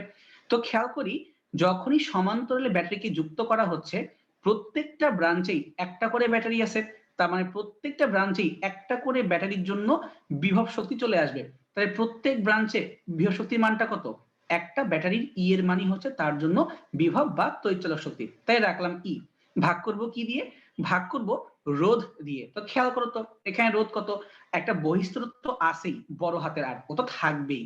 তার সাথে খেয়াল করে দেখলাম এখানে 4টা লাইন আছে এবং প্রত্যেকটা লাইনেই কিন্তু একটা করে ছোট্ট হাতের আর আছে, মানে একটা করে আবার অভ্যন্তরীণ রোধ আছে। কয়টা আছে? টোটাল 4টা লাইনে 4 বার আছে। কিভাবে? সমান্তরালে আছে। তাহলে 1/rp is equal to 1/r1 1/r1 1/r1 1/r1, 4টা সমান্তরালে। তা যোগ করলে কত সেখান থেকে? 1/rp, এই কথা মানে হচ্ছে 4টা 1/r, অথবা যদি উল্টায় দেই rp সমান হচ্ছে অভ্যন্তরীণ রোধ ডিভাইডেড বাই 4। তাহলে একটা কাজ তো করতেই পারি, তার মানে আমার এখানে টোটাল রোধটা হচ্ছে বর্তনীতে যা ছিল বহিস্থ প্লাস হচ্ছে, চিন্তা করে দেখলাম এখান থেকে আবার ভিতরের ছোট্ট ছোট্ট অভ্যন্তরীণ রোধগুলো আছে। তাহলে এটি হচ্ছে মেইন সূত্র, আই সমান সমান E divide by R plus RP. এইটাকে চাইলে এখন এইভাবেও লেখা যায়, আই সমান সমান E divided by R plus small RP. Small RP কথা মানে কি? স্মল আর বাই 4, অথবা যদি মাল্টিপ্লাই করে দেই, উপরে হচ্ছে 4e divided by 4r plus small R. তার মানে এত কষ্ট না করে আমি এটাকে এইভাবেও বলতে পারি যে ফাইনালি তাহলে সূত্র হচ্ছে তোমার দেখো সলিউশনে দেওয়া, আই সমান সমান M into E M R plus ছোট্ট হাতের আর। তাহলে এম কথা মানে কি দাঁড়ালো? এম কথার মানে দাঁড়ালো কতগুলো ব্রাঞ্চ ছিল বা কতগুলো তুমি যুক্ত করছো। সো আমাদের প্রশ্নে বলছে 4 জনকে যুক্ত করতে হবে, সো এই জন্য আমার সূত্রে চলে আসছে। আমি তোমাকে যে টেকনিকটা এখন দেখাইলাম, এটা হচ্ছে পরীক্ষার হলে যে সূত্র ভুলে যাও তখন কি করবা? তখন পিওর কনসেপ্টে আগাবা, দেখবা অঙ্ক মিলে গেছে। আর যদি শর্টকাট মনে রাখতে পারি সূত্রটা, তাহলে তো কোনো ব্যাপারই না। সো আমি তোমাকে প্রেফার করবো তুমি দুইটাই মনে রাখো, যে যখন কাজে আসবে আসবে। চলো সামনে যাওয়া যাক। এবার নতুন আরো কয়েকটা এখানে অঙ্ক চলে আসছে, সবগুলো সিম্পল বেসিক সার্কিট সলভিং অঙ্ক। তো বলা হচ্ছে যে এই বর্তনী থেকে তড়িৎ প্রবাহের মানটাকে নির্ণয় করে দেখাও, তাই তো? তাহলে উপরে দেখতে পারতেছি একটা 6 ভোল্ট আছে, নিচে একটা 4 ভোল্ট আছে। যেহেতু দুইটা ভোল্টেজ দেখতে পারতেছি, একটা কাজ করি, ডাইরেক্ট কারশফ অ্যাপ্লাই করব, কথা শেষ। কিন্তু এটা করার জন্য 3 ওহম আর 6 ওহমকে আগে সমান্তরালে এনে লব্ধি করতে হবে, লব্ধি বলা ভুল, তুল্য করতে হবে। তাই 3 এবং 6 তুমি এখানে তুল্য করতে চাও, কোনো ব্যাপারই না। এটা কি হবে 1/3 প্লাস 1/6, যা আসবে ধরে উল্টাই দিবা, ইজ ইকুয়াল তোমার হচ্ছে আরপি। তো বুঝাই যাচ্ছে এখান থেকে মানটা হবে 2, কারণ 3 দুগুণী 6। অঙ্ক করতে করতে এরকম মনে চলে আসে যে এক দেখায় বলতে পারি। তো হচ্ছে এখান থেকে ফাইনালি তাহলে আরপি মানটা আসলো 2 ওহম। এবার কি করবা, যেই দিকে মন চায় টার্ন দাও, কিন্তু প্রশ্নে উল্লেখ করে দিছে যে কারেন্টের প্রবাহটা হবে হাতের বাম দিকে বা হচ্ছে ঘড়ির কাঁটার উল্টা পাশে, প্রশ্নে বলে দেওয়া আছে। সো তুমিও এইভাবেই ঘড়ির কাঁটার উল্টা পাশে একটা টান দিবা। তো যদি টান দিয়ে দিই তাহলে কেমন হয় দেখতে পারতেছি, ফার্স্টে হবে তোমার 2i, তারপর এইদিক যাচ্ছি, ব্যাটারি দেখলাম প্লাজমা থাকে, তাই +4, উপরে গেলাম, হাতের বামে যাব, বামে যাওয়ার সময় দেখলাম 6 ভোল্টের মাইনাস প্রান্ত, তাহলে -6 is equal two 0। So finally i is equal to 1 amps। Fine, একদম সুন্দর সোজা সাপটা অঙ্ক, জাস্ট কোন দিয়ে ঘুরবা প্রশ্ন দেখে শিওর হইতে হবে। ডান। এবার সেই নাম্বার 7, 1 ওহম অভ্যন্তরীণ রোধ বিশিষ্ট একটি ব্যাটারি 10 ওহম বহিরোধের সাথে সংযুক্ত করলে নষ্ট ভোল্টেজ হয় 0.5। তাহলে বলতো তড়িৎ শক্তির মান কত? একদম সিম্পল অঙ্ক, যে টোটাল তড়িৎ চালক শক্তি is equal to I into বহিস্থ রোধ প্লাস আই ইন্টু অভ্যন্তরীণ রোধ। আর এখানে আই ইন্টু অভ্যন্তরীণ রোধ কথার মানে হচ্ছে কতটুকু তোমার ওয়েস্ট হয়, সো 0.5। আর এখানে আই এবং আর এর মানটা কত হবে বুঝতেই পারতেছো, সোজা মতো এখানে তুমি বহিস্থ রোধকে ইউজ করছো কত, 10 ওহম হিসেবে। তো এখানে আর এর মান 10, বাট তুমি বলতে পারেন ভাই আমি তো আই জানি না। তাহলে প্রথমে আমাকে যে কাজটা করতে হবে, এই সার্কিটের জন্য বের করতে হবে তড়িৎ প্রবাহের মানটা কত, এবং এটা বের করার জন্য তোমাকে যে ক্লুটা ইউজ করতে হবে সেটা হচ্ছে এইরকম, যে হারানো ভোল্ট বা নষ্ট ভোল্ট ইজ ইকুয়াল টু তড়িৎ প্রবাহ ইনটু ছোট্ট হাতের আর। এই ক্লু ইউজ করে আই বের করব, তারপর তো শেষ কাজ। সো দেখো আগে আইটাকে বের করা হয়েছে, তারপরে ইটাকে বের করা হয়েছে, সিম্পল সূত্র, স্টেপগুলো বুঝতে হবে। এবার সে আমরা অঙ্কের ক্ষেত্রে দেখো, বলা হচ্ছে যে একটি মিটার ব্রিজের দুই ফাঁকে 2 ওহম এবং 3 ওহম রোধকে যুক্ত করা হলো। সাপোজ এটা হচ্ছে 2 ওহম আর সাথে এটা হচ্ছে 3 ওহম, 2 এবং 3। এদের এখন বলো সাম্যবিন্দু 2 ওহম রোধ থেকে কত দূরে হবে?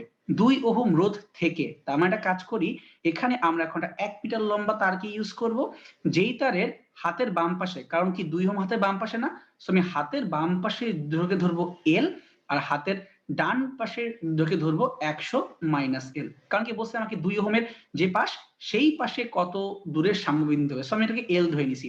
এবার ডাইরেক্ট অনুপাত 2 divided by L is equal to তোমার হচ্ছে 3 ডিভাইড বাই 100 মাইনাস এল। শেষ, উপরে নিচে কাটাকাটি কাটাকাটি। এখন ডানে বামে ঘুরবা, সুন্দর মতো এল এর মান চলে আসবে 40 সেন্টিমিটার। এটা কিন্তু এত কঠিন বিষয় না, জাস্ট হাতে কলমে গুণ টুন করো, চলে আসছে, সিম্পল অঙ্ক। আচ্ছা, এইবারে এই অঙ্কটা দেখতে কঠিন মনে হয় বাট খুব ইজি। এটা তোমাদের ইসাক স্যারের বইয়ে দেখবা এই টাইপের অঙ্ক অনুশীলনীতে দেওয়া আছে, মানে তোমাকে সলভ করতে হয় বেসিক্যালি। আসো দেখি। তো একটি ব্যাটারির অভ্যন্তরীণ রোধ 1 ওহম, তার মানে কি small R is equal to 1 ohm. তারপর কি বলছে, একটি ভোল্টমিটারের সাহায্যে ব্যাটারির তড়িৎচালক বল পরিমাপ করলে 1% ত্রুটি হয়। বি কেয়ারফুল, এইটাই মেইন ক্লু, যে 1% ত্রুটি হয়, এখানে ঝামেলা আছে। তাহলে ভোল্টমিটারের রোধটা নির্ণয় করো, 1% ত্রুটি হয় কথা মানে কি, তুমি তো 99% মাপতে পারবা না, তুমি মাপতে পারবা 100% মাপতে পারবা না, তুমি মাপতে পারবা 99%। এই কথা মানে কি, তুমি যে ভোল্টেজটা মাপতেছো ডিভাইড বাই যেটা হওয়া উচিত ছিল, এই অনুপাতটা হচ্ছে 99%, মানে 1% এরর দিবে। আমাদের ফিজিক্স ফার্স্ট পেপারের প্রথম অধ্যায়ের অঙ্ক, বেসিক অঙ্ক, এত পার্সেন্ট ত্রুটি হয় কথা মানে কি 99% পর্যন্ত তুমি অ্যাকুরেট ভ্যালু বলতে পারো, 100% বলতে পারো না। শেষ, এই যে শর্ত মতে যা পাই, যা পাওয়া উচিত, অনুপাতটা হচ্ছে 0.99। তারপর তার কোনো কাজই নাই, যাই অনুপাত করবা, তাহলে ভি মানে হচ্ছে আই আর, কিন্তু অ্যাকচুয়ালি হবে কি I R plus I into ছোট্ট হাতের আর, মানে হানো ভোল্টটাকেও তোমাকে হিসাবে আনতে হবে। ডানে বামে ঘুরবো, সুন্দর মতো মান চলে আসছে পরে, তাহলে বড় হাতের আর হচ্ছে 99 ওহম। That's it. তোমাকে মেইন শর্ত মতে কথা যদি বুঝতে পারো আর কোনো প্রবলেম নাই। এবার সে আমরা আমাদের লাস্ট অঙ্কটায় বলা হচ্ছে যে দুইটি বাল্বে যায় যথাক্রমে 200 ভোল্ট 100 ওয়াট, এবং 100 ভোল্ট 50 ওয়াট লেখা আছে। বাল্ব কিন্তু দুইটা, বি কেয়ারফুল। একটা কাজ করি, আমি ক্লুগুলাকে P1 P2 V1 V2 এভাবে লিখে ফেলি, তাহলে বুঝতে ইজি হবে। তাহলে প্রথমটা কত? প্রথম হচ্ছে 100 ওয়াটের বাল্ব এবং এটার ভোল্টেজটা কত? এটা হচ্ছে 200 ভোল্টেজ। P2 কত? এটা হচ্ছে 50 ওয়াট এবং ভোল্টেজ কত? 100 ভোল্ট। তো খেয়াল করে দেখো তো, এই দুইজনের মধ্যে কোথাও কোনো মিল আছে? কোথাও কোনো মিল নাই, না আছে পাওয়ারের মিল, না আছে ভোল্টেজের মিল। ঠিক আছে, লেখছে। এখন বললো যে দুইটা বাল্বের জন্যই রোধের মানটা নির্ণয় করো। তাহলে আমরা কি জানি, পি এর ক্ষেত্রে অনেকগুলো ফর্মুলা, পি সমান সমান ভিআই, বা তুমি ভি সমান সমান আই আর বসালে আই স্কোয়ার আর, অথবা ভি স্কোয়ার বাই আর। এই তিনটা ফর্মুলা আমরা জানি। এখন এই তিনটার মধ্যে কোনটা অ্যাপ্লাই করব? প্রশ্নে যা দেয়া আছে তাদের মধ্যে চিন্তা করো। প্রশ্নে ব্যাটারির ব্যাটারিতে না, প্রশ্নে এখানে বাল্বের ভোল্টেজ এবং পাওয়ার বলা আছে এবং লাগবে রোধ। সো বুঝতেই পারতেছি 3 নাম্বার অনুপাতটাকে ইউজ করতে হবে। শেষ। তাহলে এখান থেকে বলতেই পারি আর সমান সমান V square divide by P. তো বসাই দিলাম সুন্দর মতো। প্রথম মানটা বসাইছি, তাহলে প্রথম বাল্বের জন্য রোধ চলে আসছে 400 ওহম। ঠিক একইভাবে দ্বিতীয় বাল্বের জন্য রোধ চলে আসছে 200 ওহম। একদম সিম্পল জিনিস, কোনো গন্ডগোল লাগাবা না। এইবার গন্ডগোল লাগাবো। বাল্ব দুইটিকে 90 ভোল্ট বিভব পার্থক্যের কোন উৎসের সাথে সমান্তরালে যুক্ত করলে কোন বাল্বটি বেশি উজ্জ্বলভাবে জ্বলবে? এই অঙ্কগুলা করতে গেলে আমি সবসময় বলবো আগে ড্রয়িং করো। ড্রয়িং না করলে শিওর অঙ্ক ভুল করে আসবা। হ্যাঁ, অবশ্য যারা চালাক তারা ভুল করে না, তাদের কথা আলাদা, বাট নর্মাল সেন্সে বেশি মাসি ভুল করে আসে। তো ধরো ফার্স্টে এই যে একটা বাল্ব আঁকলাম, তার নিচে আমি আরো একটা বাল্বকে আঁকলাম এইভাবে, এবং এই দুইটা বাল্বের সাথে আমি একটা ভোল্টেজ যোগ করে দিলাম এইভাবে। কেন এইভাবে? তার কারণ প্রশ্নে বলছে এরা একজন আরেকজনের সাথে সমান্তরালে আছে।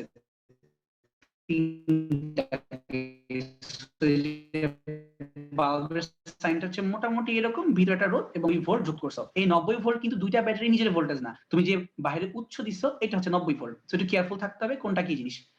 এবার আসো চিন্তা করি, প্রশ্নে বলছে যে কোন বাল্বটি বেশি উজ্জ্বল ভাবে জ্বলবে। তাহলে উজ্জ্বল ভাবে কখন জ্বলবে? যে বেশি পাওয়ার নিবে সে বেশি উজ্জ্বল ভাবে জ্বলবে।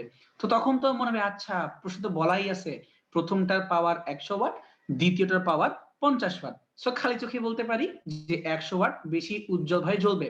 ডাহা মিথ্যা কথা, এটা কখনোই হবে না। তার কারণটা হচ্ছে এইরকম, তোমাকে বাকি সবকিছুকে ব্যালেন্স করতে হবে। যেমন ধরো যদি এই দুইটা বাল্বেরই উভয়েরই ভোল্টেজ সেম টু সেম হইতো, মানে ধরো এটাও 100 ভোল্ট এটাও 100 ভোল্ট, সেম হইতো, তখন বলতে পারতাম যে আচ্ছা যেহেতু বাকি সবকিছু সেম আছে তাহলে মনে হয় এই P1টাই বেশি পাওয়ারফুল।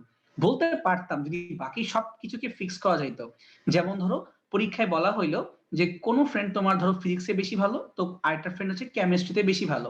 এখন আমি যদি বলি যে ওভারঅল সায়েন্সে কে বেশি ভালো, তখন কি তুমি জাস্ট ফিজিক্সে যে ভালো তাকে বললেই হবে, বা যে কেমিস্ট্রি ভালো তাকে ভালো বললেই হবে? তাকে কিন্তু ভালো বলা যাবে না। যদি এমনটা হইতো যে ওই দুইটা ফ্রেন্ডই কেমিস্ট্রিতে সেম পারে কিন্তু দেখা গেল ফিজিক্সে কেউ একটু বেশি পারে, তখন আমি বলতে পারতাম যে মেবি তাহলে যে ফিজিক্সে বেশি পায় সে ওভারঅল সায়েন্সে বেশি ভালো।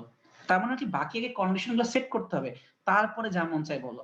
তাহলে খেয়াল করে দেখি আমাদের এই ডায়াগ্রামটার ক্ষেত্রে দুইটা বাল্বকেই B1 এবং B2 উভয় বাল্বের জন্যই তোমার যে বিভব পার্থক্য সেটা আমি সেট করে দিছি, একেও 90 ভোল্ট দিব একেও 90 ভোল্ট দিব। এই যে তার মানে একটা কনস্ট্যান্ট পেয়ে গেছি আমি। এবং আমি প্রথম অঙ্ক থেকে একটা ক্লু পেয়ে আসছিলাম, সেটা হচ্ছে প্রথম যে তোমার বাল্ব এটার যে রোধের মান হবে সেটা হবে কত? 400 ওহম। আর দ্বিতীয়টার যে রোধ এটা হচ্ছে 200 ওহম। এই তো।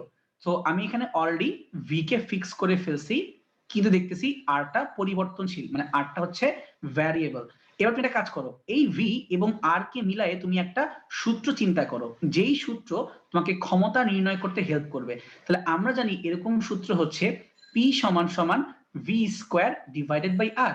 যেহেতু এই দুইটা বাল্বের ক্ষেত্রেই ভিটা ফিক্স হয়ে গেছে, মানে লবের মানটা চেঞ্জ হবে না, তার মানে কি ক্ষমতা ডিরেক্টলি সম্পর্কিত হবে রোধের সাথে। তো যে বেশি রোধ দিবে তার ক্ষমতা কম, কিন্তু হচ্ছে যে রোধ কমাই দিবে তার ক্ষমতা বেশি। কথা এরকম যে আমি দুইজনকে সমান পরিমাণে ভাত খাওয়াই, কিন্তু একজন আমার কথা বেশি শোনে আরেকজন আমার কথা কম শোনে। তার মানে কি যে আমার কথা বেশি শোনে তাকে দিয়ে আমি কোনো দরকারে বেশি পরিমাণে কাজ করাইতে পারবো। সিম্পল কথা। তাহলে এখান থেকে বুঝতেই পারতেছি যার রোধ কম হবে তার এখানে উজ্জ্বলতাও বেশি হবে। তাহলে দেখো এখন তো পানির মতো ক্লিয়ার হয়ে গেল কার রোধ কম, যেহেতু দ্বিতীয় বাল্ব B2 এইটার রোধ প্রথমটার কম্পেয়ারে কম। কিভাবে বুঝলাম? ওই যে প্রথম অঙ্ক থেকেই বুঝতে পারতেছি। তার মানে শেষ পর্যন্ত বুঝে গেলাম আমার এই 50 ওয়াট ক্ষমতার বাল্বই ফাইনালি বেশি ভাবে জ্বলতে পারবে, মানে উজ্জ্বল ভাবে জ্বলতে পারবে। হোপফুলি আমি ব্যাখ্যাটা বুঝতে পারছো। এটা মোটামুটি অনেক বছরই পরীক্ষায় আসছে। সিম্পল কনসেপ্ট, তোমাকে কি দেখতে হবে যে কি কি জিনিসকে কনস্ট্যান্ট রাখা যায়। যেমন এখানে আমি ভোল্টেজকে কনস্ট্যান্ট বা ফিক্স রাখতে পারছিলাম, তাহলে আরেকটা কি চেঞ্জ হবে, আরেকটা হচ্ছে রোধ। সো এই রোধের চেঞ্জ হওয়াটা কি আমি কাজে লাগাই, বাকিটা বুঝে ফেলছি। ঠিক একইভাবে তোমাকে প্রশ্নে যা বলবে আগে ক্লু বুঝবা, তারপরে লিখবা। কেউ মুখস্থ বিদ্যায় বলবা না যে যার এখানে পি কম সেই উইনার, না, এটা এক একবার প্রশ্নে এক একটা উত্তর আসে। তাহলে মনে হয় বুঝতে পারছি, এবং এর সাথে আমাদের আপাতত ফিক্সে পড়াটা শেষ হয়ে যায়। হোপফুলি তোমরা বুঝতে পারছো যে কি বোঝানোর চেষ্টা করতেছিলাম। আশা করি আর কোনো সমস্যা নাই। তাহলে এখন তোমাদের এরপরে আরেকটা ক্লাস শুরু হবে, মেবি অর্ঘ্য নিবে। তাহলে আমি এটা স্ক্রিনটা বন্ধ করে দিলাম, এখন তোমাদের অর্ঘ্য ভাই ক্লাস শুরু করবে। আচ্ছা ঠিক আছে।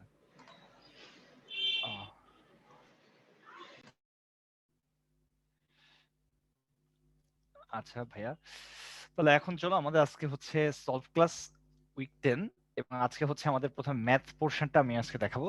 প্রথমে তোমাদের রিটেন পার্টটা আমরা একটু দেখি, যে রিটেন পার্টে আমাদের যেগুলো আছে। প্রথমে আসতে হচ্ছে, আজকে আমাদের ছিল মনে হয় কমপ্লেক্স নাম্বারের ক্লাস, এবং আছে প্রথমে আমাদের আসতে হচ্ছে বর্গমূল নির্ণয়। ঠিক আছে, তো বর্গমূল নির্ণয়ের জন্য আমাদের যে ফর্মুলাটা ছিল, ফর্মুলাটা আমরা একটা ফর্মুলা শিখাইছিলাম তোমাদের, যে আমাদেরকে রুট ওভার যদি হচ্ছে a প্লাস আইবি বের করতে বলে, বা যদি তোমাকে বলা হয় root over a minus IB বের করো, তো প্রথম কাজ হচ্ছে তোমার এখানে আর এর মানটা বের করা, মডুলাসটা বের করা। মডুলাসটা দুইটা ক্ষেত্রেই কত হবে, root over a square plus B square, এটা হবে মডুলাস। তাহলে এখানে আমাদের ফর্মুলা ছিল প্লাস মাইনাস 1/√2, এখানেও প্লাস মাইনাস 1/√2। তারপর এখানে কি হবে, root over R plus A, তারপর এখানে I root over R minus A, এখানেও তাই, এটা হচ্ছে root over R plus A, আর এখানে হচ্ছে I root over R minus A. তারপরে হচ্ছে কি ছিল, এইখানে যদি আই এর সামনে প্লাস থাকে তাহলে এখানেও আই এর সামনে প্লাস হবে, এইখানে যদি আই এর সামনে মাইনাস থাকে তাহলে এখানেও আই এর সামনে কি হবে, মাইনাস হবে। এটা ছিল আমাদের ফর্মুলা। তাহলে এখন খেয়াল করো যে আমাদের এখানে আর এর মানটা যদি বের করতে চাও, রুট ওভার কি হবে বলতো, এক্স স্কোয়ার প্লাস হচ্ছে root over 1 - x² whole square. তাহলে এখানে আসতেছে হচ্ছে এক্স স্কোয়ার প্লাস 1 - x², এটা আসতেছে। তাহলে এখানে 1 এক্স স্কোয়ার কাটা গেলে এখানে রেজাল্টটা যেটা থাকতেছে সেটা হচ্ছে তোমার 1। তাহলে আর এর মানটা চলে আসলো তোমার হচ্ছে 1। আচ্ছা, আর এর মানটা কত, এর মানটা দেখো এখানে এক্স, এর মানটা এখানে কত আছে, এর মানটা আমাদের এখানে দেয়া আছে হচ্ছে তোমার এক্স। তাহলে আমি যদি রুট ওভার এটা বের করতে চাই যে বর্গমূলের মানটা কত হবে, যে x plus i y, i y না, আই হচ্ছে রুট ওভার 1 - x², এইটারকে যদি আমি বর্গমূল করি তার মানটা এরকম আসবে যে প্লাস মাইনাস 1/√2। ঠিক আছে, রুট ওভার আর প্লাস এ, আবার রুট ওভার কি হবে আর মাইনাস এ, সামনে একটা আই আছে, এইখানে আয়ের সামনে প্লাস থাকার কারণে এখানে আয়ের সামনে কি হবে, একটা প্লাস হবে। এটাই কিন্তু আমাদের আনসার। এটুকু করতে পারলে তুমি কিন্তু ফুল নাম্বার পেয়ে যাবে। ওকে, পরবর্তীতে যেটা আছে সেটা হচ্ছে তোমার দেখাইতে হবে যে রুট ওভার আই আর রুট ওভার মাইনাস আই এর মানে ভ্যালুটা হচ্ছে, যোগফলটা হচ্ছে তোমার √2। তো দেখো, আমরা যদি এই সিমিলার ওয়েতে আই আর মাইনাস আই এর বর্গমূলটা করতাম, আমরা এই জিনিসটা তোমাদেরকে শিখাইছিলাম, মনে রাখতে বলছিলাম যে রুট ওভার আই এর মানটা কত, প্লাস মাইনাস 1/√2, 1 প্লাস আই। আর রুট ওভার মাইনাস আই এর মানটা কত, এটার ভ্যালুটা হচ্ছিল প্লাস মাইনাস 1/√2, 1 মাইনাস আই। এই দুইটা ভ্যালু তোমাদেরকে মনে রাখতে বলা হয়েছিল, যে রুট ওভার আই এবং রুট ওভার মাইনাস আই এর মান। তাহলে এখন খেয়াল করো, আমরা যদি এই দুটো যোগ করে দিই, root over i plus root over minus i, তাহলে কি হবে, প্লাস মাইনাস 1/√2টা আমরা কমন নিতে পারবো। একটা ক্ষেত্রে হবে 1 প্লাস আই, আর একটা ক্ষেত্রে হবে 1 মাইনাস আই। ওকে, তাহলে আলটিমেটলি তোমার এখান থেকে আই দুইটা কাটা যাবে, তাহলে লেখা যাবে কি বলতো, প্লাস মাইনাস 1/√2, তার সাথে থাকবে একটা 2। তাহলে এখানে দেখো 2 আর এটা কাটাকাটি করলে এখানে √2 থাকবে, রেজাল্টটা চলে আসলো প্লাস মাইনাস √2। তার মানে তুমি যেটা পাচ্ছ সেটা হচ্ছে তোমার রুট ওভার আই, এটা যেটা পাচ্ছ যে রুট ওভার আই প্লাস হচ্ছে রুট ওভার মাইনাস আই এর যে ভ্যালুটা, এটা হচ্ছে প্লাস মাইনাস √2। তো তার মানে এই দুটা যোগফলের একটা ভ্যালু হচ্ছে প্লাস √2, আর একটা ভ্যালু হচ্ছে কি মাইনাস √2। তো এখান থেকে কিন্তু আমরা এটা বলতে পারি যে root over i plus root over minus i, এটার একটা ভ্যালু কি বলতো, শুধু √2। তোমাদেরকে এটা প্রমাণ করতে বলছিল। ঠিক আছে, এই দুইটা ভ্যালু আসছে আমাদের, তাহলে এখানে আমাদের একটা ভ্যালু হচ্ছে কি √2, আর একটা ভ্যালু হচ্ছে মাইনাস √2। তো একটা ভ্যালু যে √2, এটা তোমাকে দেখাতে বলছে। ঠিক আছে, আচ্ছা, পরের পার্টটাতে কি আছে, যে এই জিনিসটা আছে পি আর এই জিনিসটা আছে তোমার হচ্ছে কিউ। তাহলে এটার মানটা বের করতে হবে। সো পি এর মানটা তুমি যদি একটু ভালো করে অবজার্ভ করো যে -1 আর এই যে √3 কে কি লেখা যাবে, তুমি লিখতে পারো 3 × -1, তাই না? তাহলে হবে +√3i ডিভাইডেড বাই কত 2। আর কিউ এর মানটা কি হবে -1 -√3i ডিভাইডেড বাই কত 2। তাহলে এইটা হচ্ছে আসলে তোমার ওমেগা, আর এটা হচ্ছে তোমার কি ওমেগা স্কোয়ার। এককের দুইটা ঘনমূল, একটা হচ্ছে তোমার ওমেগা আর একটা হচ্ছে ওমেগা স্কোয়ার। তো তার একটার মান কি ছিল, একটার মান ছিল হচ্ছে এরকম যে -1 +√3i ডিভাইডেড বাই 2, আর একটার মান ছিল হচ্ছে -1 -√3i ডিভাইডেড বাই 2।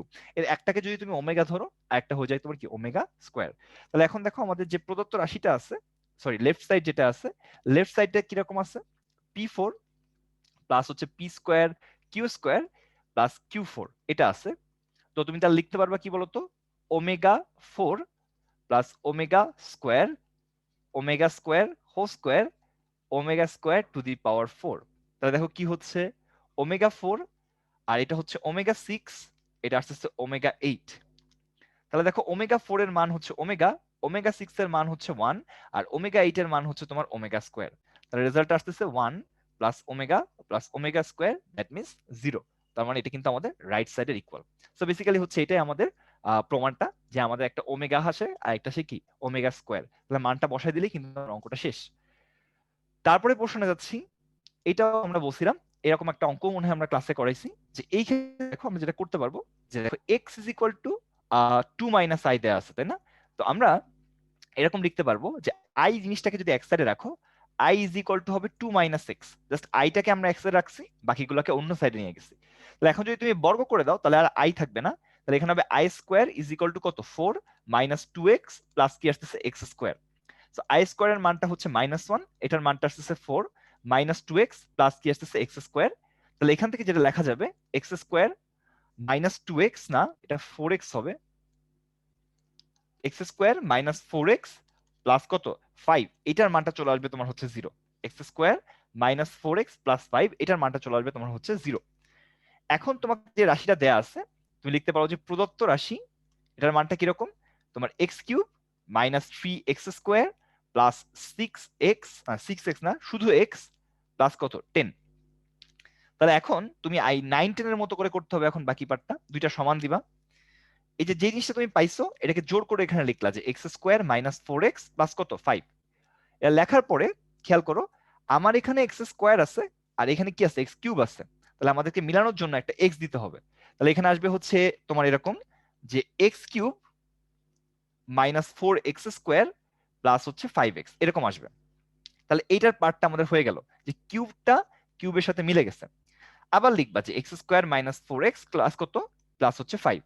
তাহলে আগের বার কিউব মিলছিল, তাহলে এখন স্কোয়ার মিলাইতে হবে। এখানে -4x² আছে আর আমাদের কোশ্চেনে কি ছিল -3x² ছিল, তাহলে আমাদেরকে এখানে কি লাগবে একটা +x² লাগবে। তাহলে তোমরা এখানে x² লাগে, এখানে একটা x²ই আছে, তাহলে একটা +1 নিলাম, 1 নিলে হবে x² - 4x প্লাস কত 5।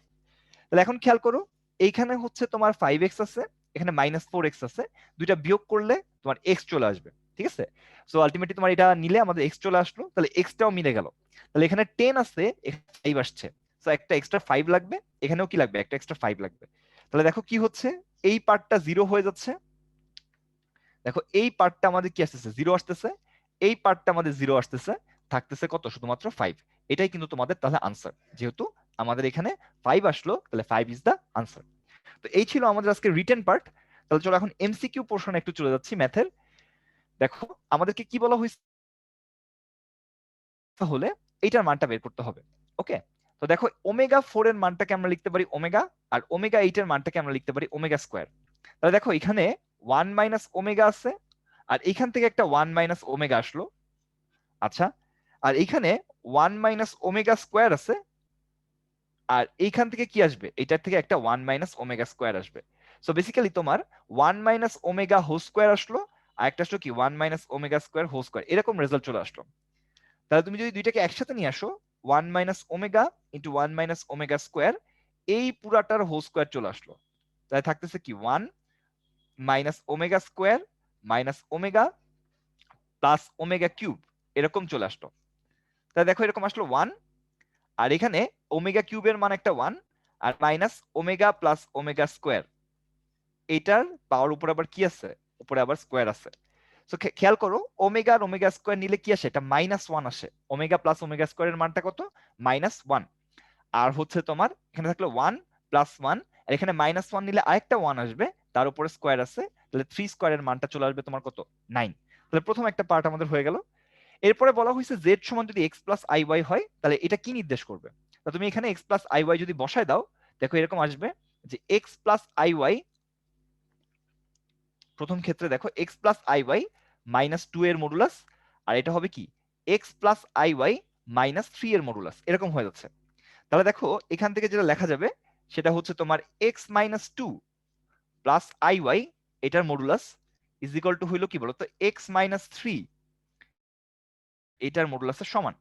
তাহলে এটা এরকম হয়ে যাবে √x - 2 স্কোয়ার প্লাস হচ্ছে y স্কোয়ার, আর এটা হবে √x - 3 স্কোয়ার প্লাস হচ্ছে y স্কোয়ার। সো দুইটাই রুট আছে, তো আমরা একবারে বর্গ করে লিখে দিচ্ছি।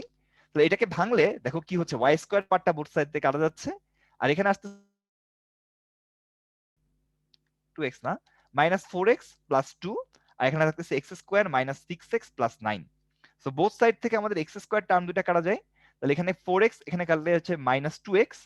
তাহলে এখানে দেখো 2x এর মানটা আসতেছে 7। So ultimately 2x = 7।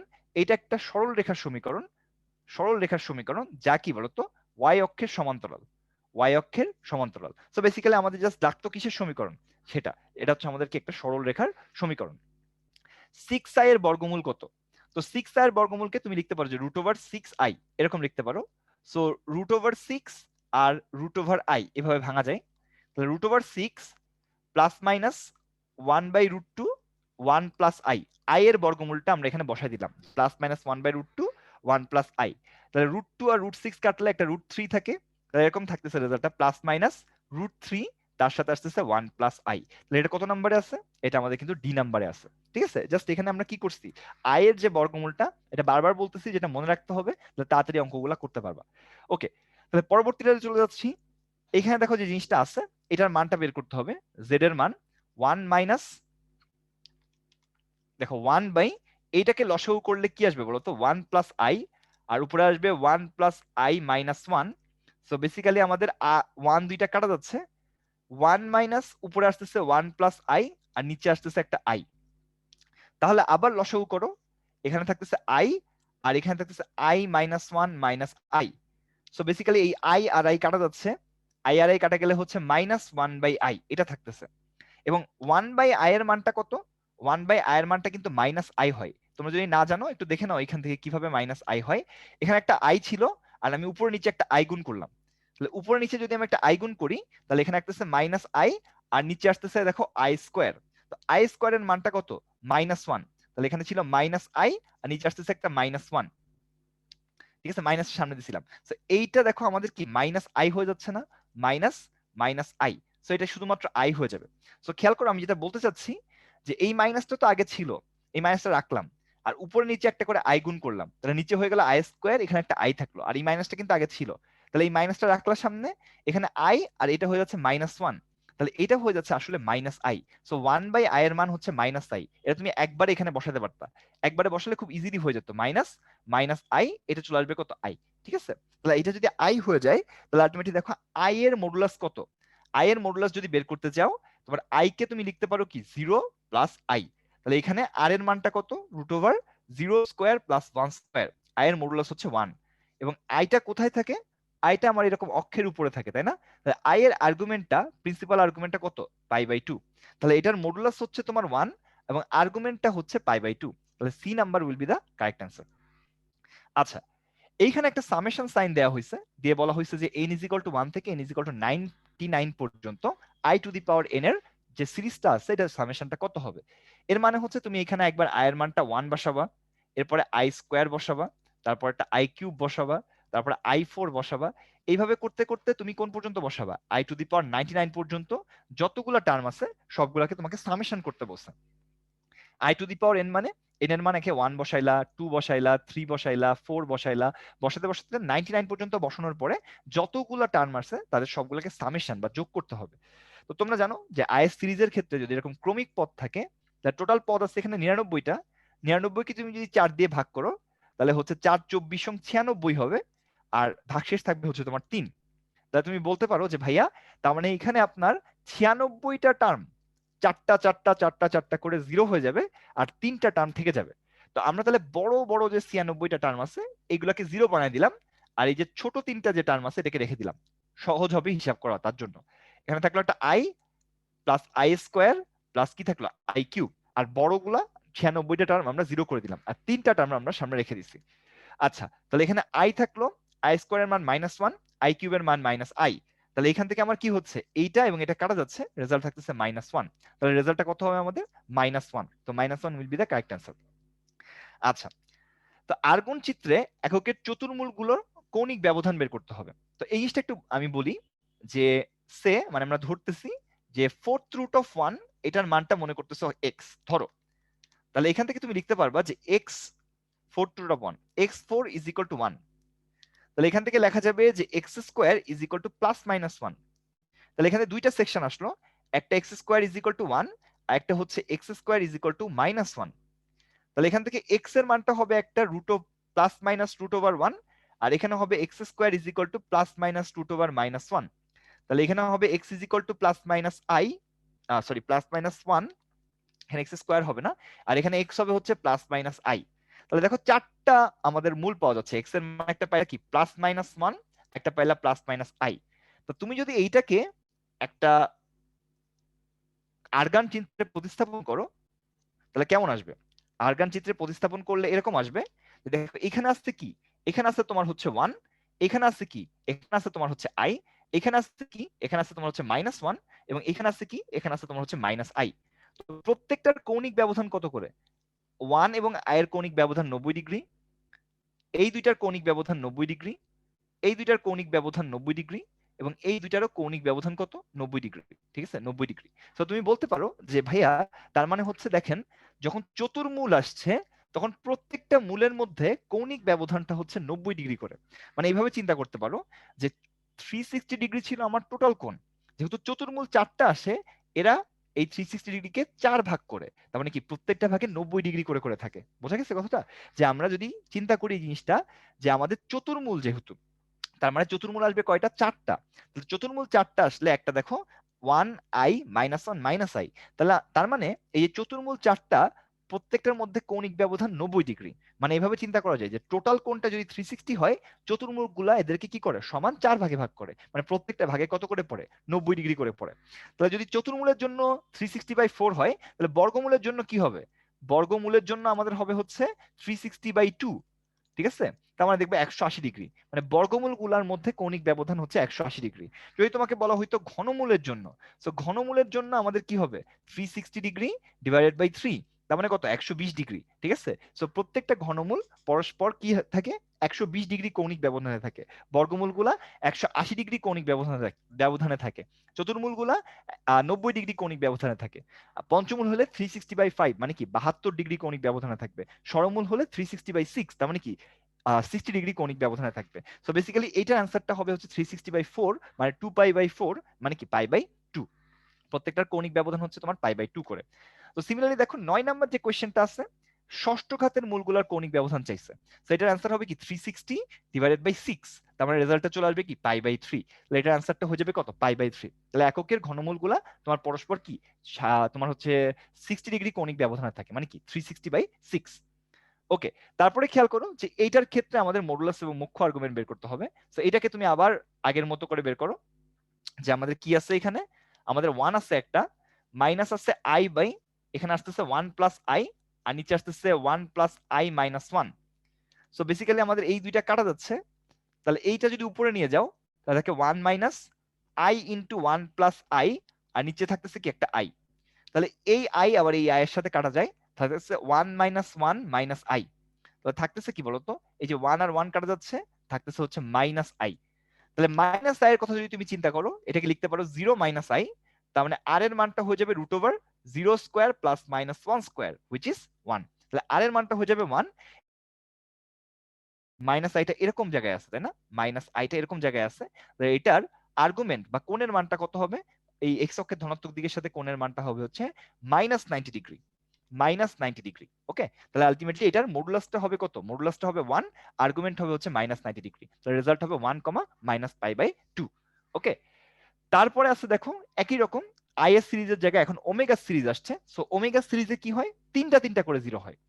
তো এখানে কি বের করতে বলছে দেখো, omega two the power 1, omega square, omega cube plus omega 4, এরকম করতে করতে কোন পর্যন্ত যেতে বলছে? ওমেগা টু দি পাওয়ার 98 পর্যন্ত যেতে বলছে। সেখানে 98টা টার্ম আছে।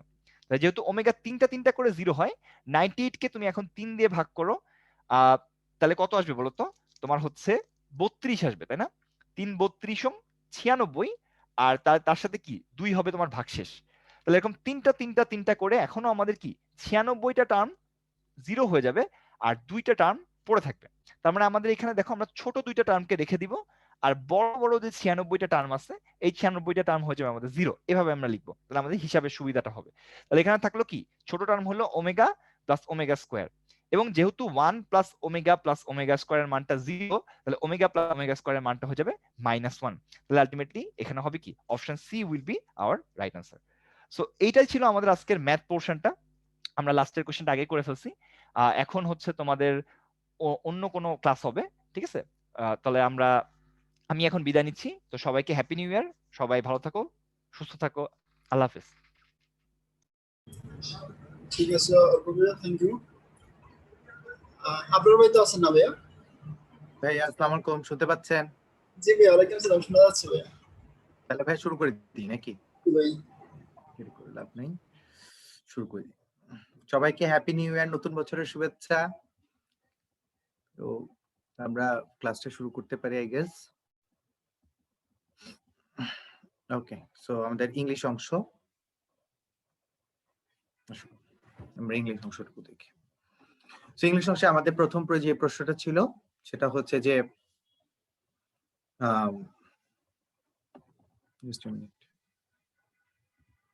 ওকে, হ্যাঁ ঠিক আছে, আই গেস ঠিক আছে। সো আমাদের যে প্রথম প্রশ্নটা ছিল যে pioneer man and women endure terrible hardships and, চলো আমরা কিন্তু ওই যে অ্যাফার্মেটিভ এগ্রিমেন্ট এবং নেগেটিভ এগ্রিমেন্ট শিখেছিলাম। তাহলে এই প্রশ্নটা আসছে কোন এগ্রিমেন্ট থেকে? আমাকে কি বলতে পারবে এটা কি অ্যাফার্মেটিভ এগ্রিমেন্ট নাকি নেগেটিভ এগ্রিমেন্ট? চিন্তা করে দেখো তো দেখি। এটা হচ্ছে অ্যাফার্মেটিভ এগ্রিমেন্ট। তাহলে যদি এটা অ্যাফার্মেটিভ এগ্রিমেন্ট হয়, তাহলে অ্যাফার্মেটিভ এগ্রিমেন্টের জন্য আমাদের নিয়ম কি ছিল ভাইয়া? নিয়ম ছিল হচ্ছে যে প্রথমে সো আসবে, ঠিক আছে? আমরা দুইটা জিনিস ব্যবহার করতে পারি, একটা হচ্ছে টু ব্যবহার করতে পারি, টুটা বসে ভাইয়া শেষে, ঠিক আছে? আর হচ্ছে যদি সো আসে তাহলে সেক্ষেত্রে সোটা বসে হচ্ছে শুরুতে। তোমরা তো ক্লাসে পড়েছিলা। আচ্ছা, এখন দেখি এখানে আরেকটা হচ্ছে যে ভাইয়া যে নেইদার জিনিসটা আসে কোথায়? নেইদার জিনিসটা আসে ভাইয়া নেগেটিভ এগ্রিমেন্টে, কিন্তু অ্যাফার্মেটিভ এগ্রিমেন্টে নেইদার ব্যবহার করা যায় না। তাহলে উত্তর হবে সি। এবার চলে যাই 2 নম্বরে, বলছে যে কোনটা ইনকারেক্ট আছে খুঁজে বের করতে। আচ্ছা, ইট শব্দ থাকলে কি ওয়্যার হতে পারে? ভাবো তো, ইট শব্দ থাকলে ওয়্যার হতে পারে না, ঠিক আছে? এটা ওয়াজ দিতে হয়, এই জন্য হচ্ছে এটা ভুল।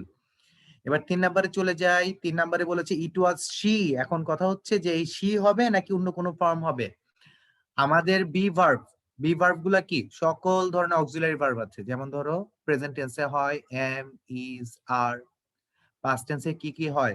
ওয়াজ হয়, ওয়্যার হয়। আর ফিউচার টেন্সে বি ভার্ব নিজেই গিয়ে বি হয়ে বসে, যেমন I shall be going, I will be going. So future টেন্সে বি ভার্ব বি থাকে। এর প্রত্যেকটার পরে মনে রাখবা প্রোনাউনের সাবজেক্ট ফর্ম হবে, অবজেক্ট ফর্ম হবে না, ঠিক আছে? এটা তো তোমাদেরকে ক্লাসে খুব সুন্দর করে পড়িয়েছিলাম আমরা সবাই। প্রোনাউনের সাবজেক্ট ফর্ম হয়, অবজেক্ট ফর্ম হয় না। তাহলে বলো তো দেখি, ইটস মি, এটা কি সঠিক নাকি ভুল? এটা হচ্ছে ইটস এর পরে মি দেওয়া যাবে না, ইটস আই বলতে হবে। কিন্তু যদি আমি মি দেই তাহলে সেটা কি হবে ভাইয়া? সেটা কিন্তু ভুল হবে। আচ্ছা, তারপরেটাই চলে যাই 3 নম্বরে, বলেছে ইট ওয়াজ শি। সো এটার উত্তর হচ্ছে আমাদের বি। ওকে, 4 নম্বরে চলে যায়, আমাদেরকে বলছে চুজ দ্য কারেক্ট সেন্টেন্স, সঠিক সেন্টেন্সটা খুঁজে বের করতে। আচ্ছা, তাহলে এখান থেকে একটু দেখি কোনটাতে কি ভুল আছে। The shirt which he bought is blue in colour. আচ্ছা, এখানে কি দা শার্ট নাই, কিন্তু এটা দ্যাট শার্ট এভাবে আছে। তো দ্যাট শার্ট বললে তারপরে হচ্ছে এইভাবে আবার হুইচ আনা যাবে না, এখানে দা ব্যবহার করার কথা। বি নাম্বারটা যে which shirt he bought, which এভাবে শুরুতে এনে কি অ্যাসার্টিভ সেন্টেন্স লেখা যায় না? এটা যদি ইন্টারগেটিভ সেন্টেন্স হতো তাও একটা কথা ছিল, তাও তো নাই, সো বি বাদ। ডি নাম্বারে যাই, the shirt that which, that ও এনেছে, হুইচ ও এনেছে, সঠিক আছে? সঠিক নাই, সো উত্তর হচ্ছে সি নাম্বার। এবার 5-এ চলে যাই। 5-এ বলেছে চুজ দ্য কারেক্ট সেন্টেন্স। আচ্ছা আমরা একটু দেখি কোনটাতে কি ভুল।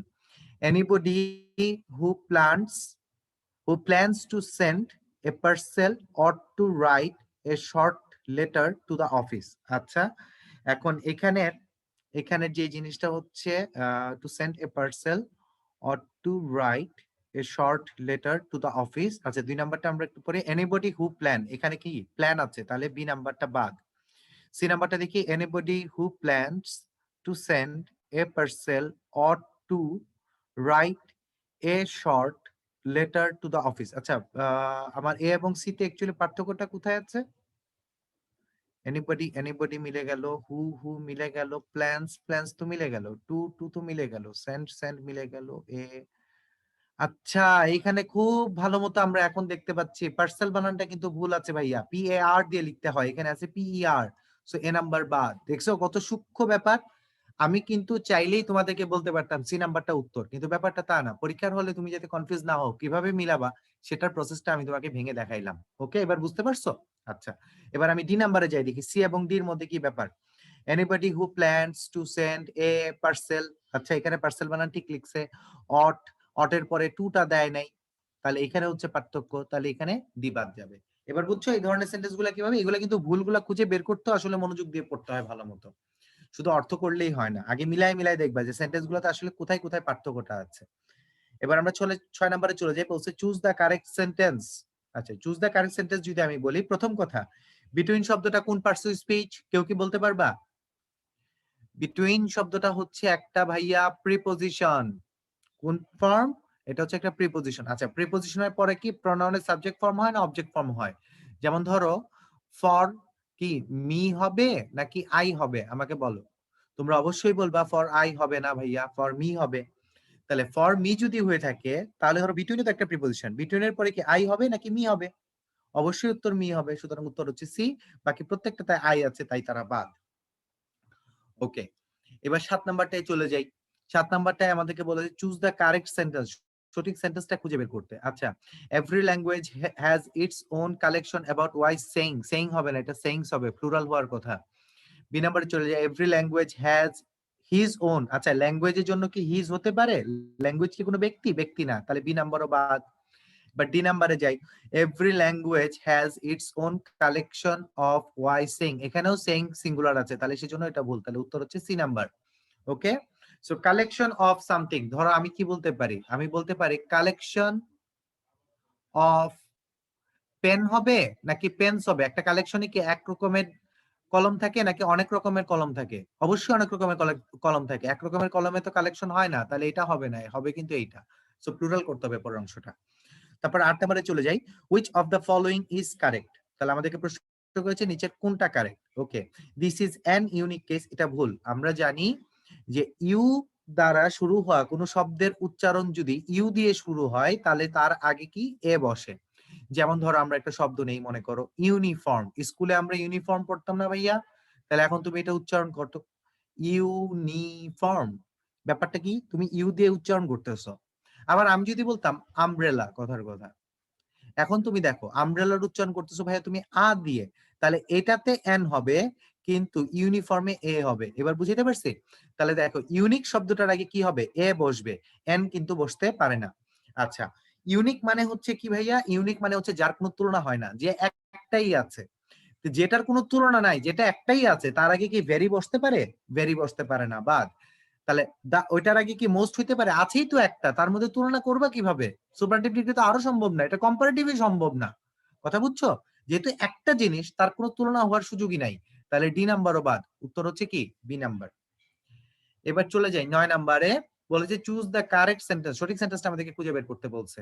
তাহলে এখানে একটু আমরা দেখি কোনটাতে কি ভুল আছে। The man appears to be stronger than other living man. Other living man যদি আমি বলি, তোমরা তো পজিটিভ কম্পারেটিভ সুপারলেটিভ পড়ছো, শুধু আদার হয় নাকি এনি আদার হয় বলো তো? আমরা জানি দুইটা জিনিস হয়, একটা হচ্ছে হয় এনি আদার আর একটা হয় মোস্ট আদার। তো যে কোনো একটা তো কিছু দিবে, এখানে এনিও দেয় নাই মোস্টও দেয় নাই, সুতরাং আমরা ভুল। এই নাম্বারে চলে যাই, the man appears to be stronger than many living man, এরকম কি হয়?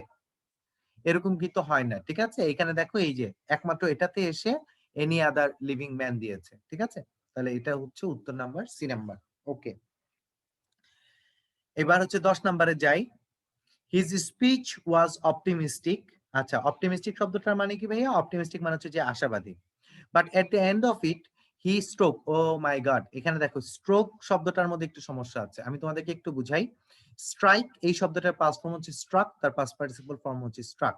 তাহলে যদি আমরা এইভাবেই দেখি, তাহলে এখন দেখো স্ট্রাইক এটা ঠিক নাই, স্ট্রোকস এটা ঠিক নাই। দেখো এটা তো আরো ঠিক নাই কেন? এখানে পাস্ট টেন্স আছে, তারপরে তো অবশ্যই প্রেজেন্ট টেন্স হইতে পারে না। বাদ স্ট্রাক এটাও ঠিক নাই, একমাত্র এই যে স্ট্রাইক, স্ট্রাক, স্ট্রাক এটা কিন্তু খুব ইম্পর্টেন্ট। ঠিক আছে, স্ট্রাইক শব্দটা এটা থেকে কিন্তু অনেক ইম্পর্টেন্ট, যেমন strike the iron when it is hot, এরকম একটা ব্যাপার আছে। সো এরকম ওইটার পাস্ট ফর্ম হচ্ছে স্ট্রাক। ওকে, সো ভার্বের 3টা ফর্ম কিন্তু আমাদেরকে খুব ভালো মতো পড়তে হবে। ঠিক আছে, এরকম কিন্তু কিছু কিছু ভার্ব আছে, যেমন ধরো আরেকটা ভার্ব দেখাই, যেমন গ্রাইন্ড একটা ভার্ব আছে। তোমরা কি বলতে পারবে এটা পাস্ট ফর্ম কি? এটা পাস্ট ফর্ম কিন্তু হচ্ছে গ্রাউন্ড। ওকে, সো গ্রাইন্ড ভার্বটার পাস্ট ফর্ম হচ্ছে গ্রাউন্ড। এই গ্রাউন্ড কিন্তু ভূমি না, বরং গ্রাইন্ড ভার্বের পাস্ট ফর্ম। বুঝছো? সো গ্রাউন্ড শব্দটা, হ্যাঁ এটার একটা অর্থ ভূমি, কিন্তু এই জায়গায় কিন্তু সে ভূমি অর্থে আসে নাই, সে বরং গ্রাইন্ড ভার্বের পাস্ট ফর্ম হিসেবে আসছে। আবার তোমরা জানো কিছু কিছু ভার্বের 3টা ফর্মই সেম থাকে, যেমন ধরো এরকম একটা ভার্ব হচ্ছে কস্ট, কস্ট, কস্ট। এই ভার্ব ফর্ম গুলা খুব ভালো মতো পড়বা। ঠিক আছে, কারণ এই ভার্ব ফর্ম গুলা থেকে চাইলে পেঁচিয়ে প্রশ্ন করা সম্ভব। আবার যেমন ধরো লাই একটা মিথ্যা কথা বলা আছে, আরেকটা লাই আছে শুয়ে পড়া, আবার একটা আছে লে মানে ডিম পাড়া। এই 3টার প্রেজেন্ট পাস্ট এবং পাস্ট পার্টিসিপল ফর্ম এগুলো থেকে পরীক্ষায় প্রশ্ন আসতে দেখা যায়। এই অংশগুলো কিন্তু খুব ভালো মতো দেখতে হবে। আচ্ছা 11 নম্বরে যাই, চুজ দ্য কারেক্ট সেন্টেন্স। আচ্ছা ঠিক আছে, তো এখন আমাদেরকে বলছে এখান থেকে সঠিক সেন্টেন্সটা খুঁজে বের করতে। Every language has its own collection. ও এটা তোমাদেরকে একটু আগেই দেখিয়েছি, এটা সেন্স প্লুরাল করতে হবে, বাকিগুলোতে দেখো সিঙ্গুলার আছে। ঠিক আছে, বাদ। 12 নম্বরে চলে যাই, আইডেন্টিফাই দ্য কারেক্ট সেন্টেন্স। আমাদেরকে সঠিক সেন্টেন্স খুঁজে বের করতে বলেছে, তাহলে আমরা একটু দেখি।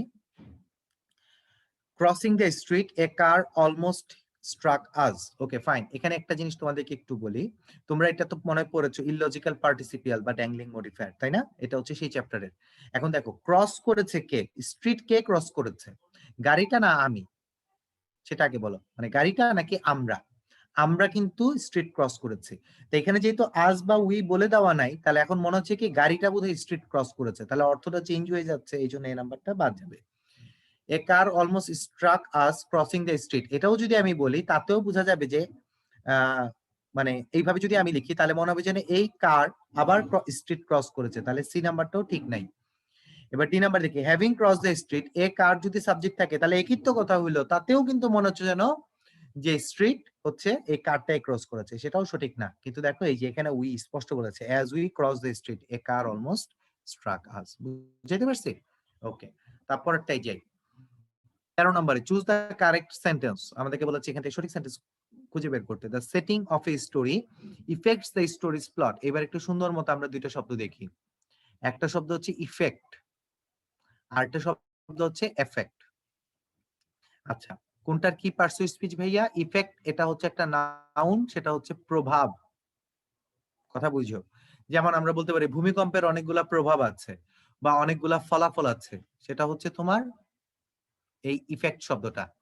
আর এফেক্ট মানে এটা হচ্ছে একটা ভার্ব, অর্থাৎ প্রভাবিত করা।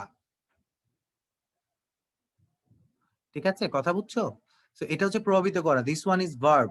যেমন আমি যদি বলি ইউ এফেক্ট মি, তার মানে তুমি আমার উপরে একটা প্রভাব বিস্তার করতেছো। আর আমি যদি বলি যেমন যে crime has effects in the society, অর্থাৎ অপরাধ হলে তার কিছু ফলাফল আছে সোসাইটিতে, এরকম। তাহলে এখন আমরা যাই, the setting of a story effects হইতে পারে না, বাদ।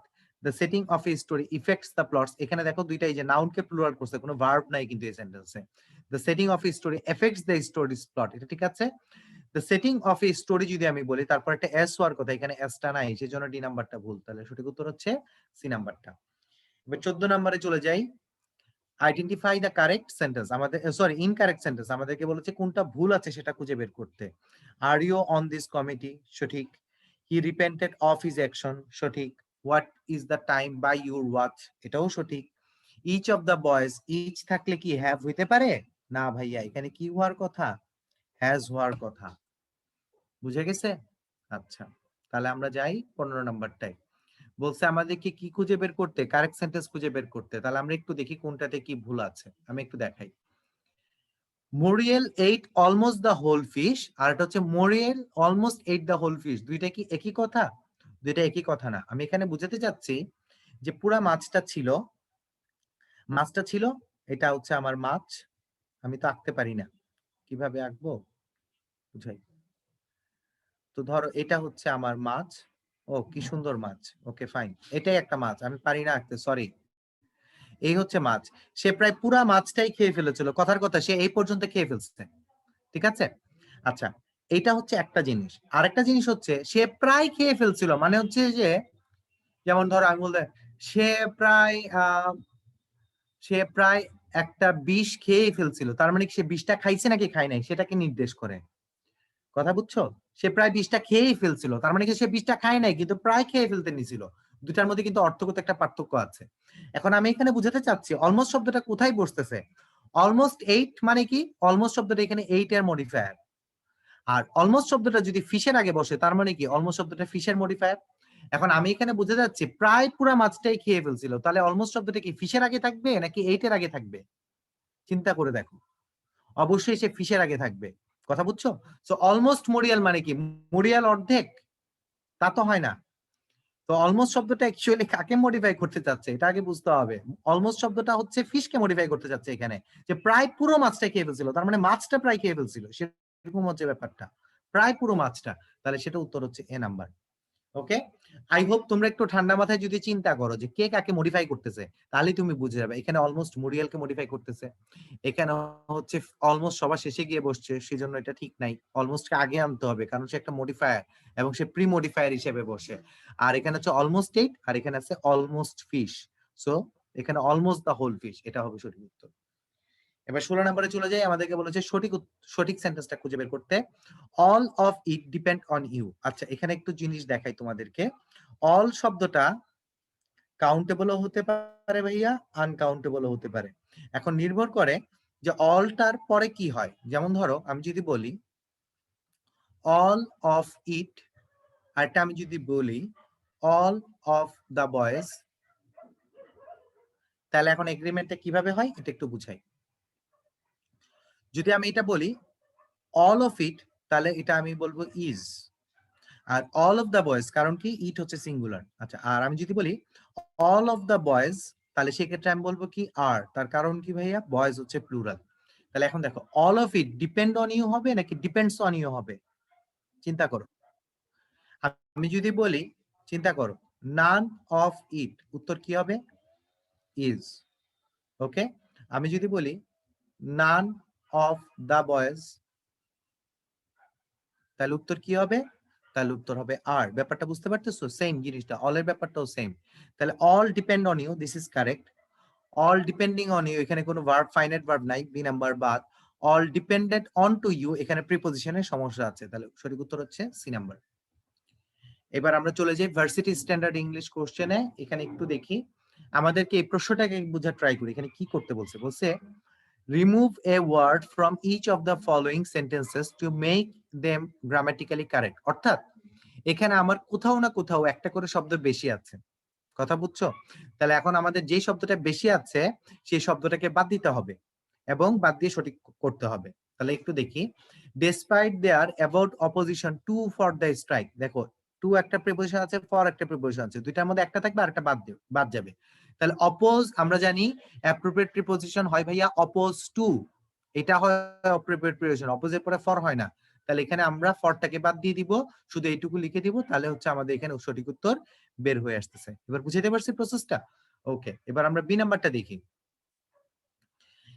Any who he is my friend, who এবং হি দুটো একসাথে বসবে না, এখানে হচ্ছে হু ইজ মাই ফ্রেন্ড হবে, এটা হওয়ার কথা। এটা সহজ এবং আমি বিলিভ করি এটা মোটামুটি সবাই পারছে।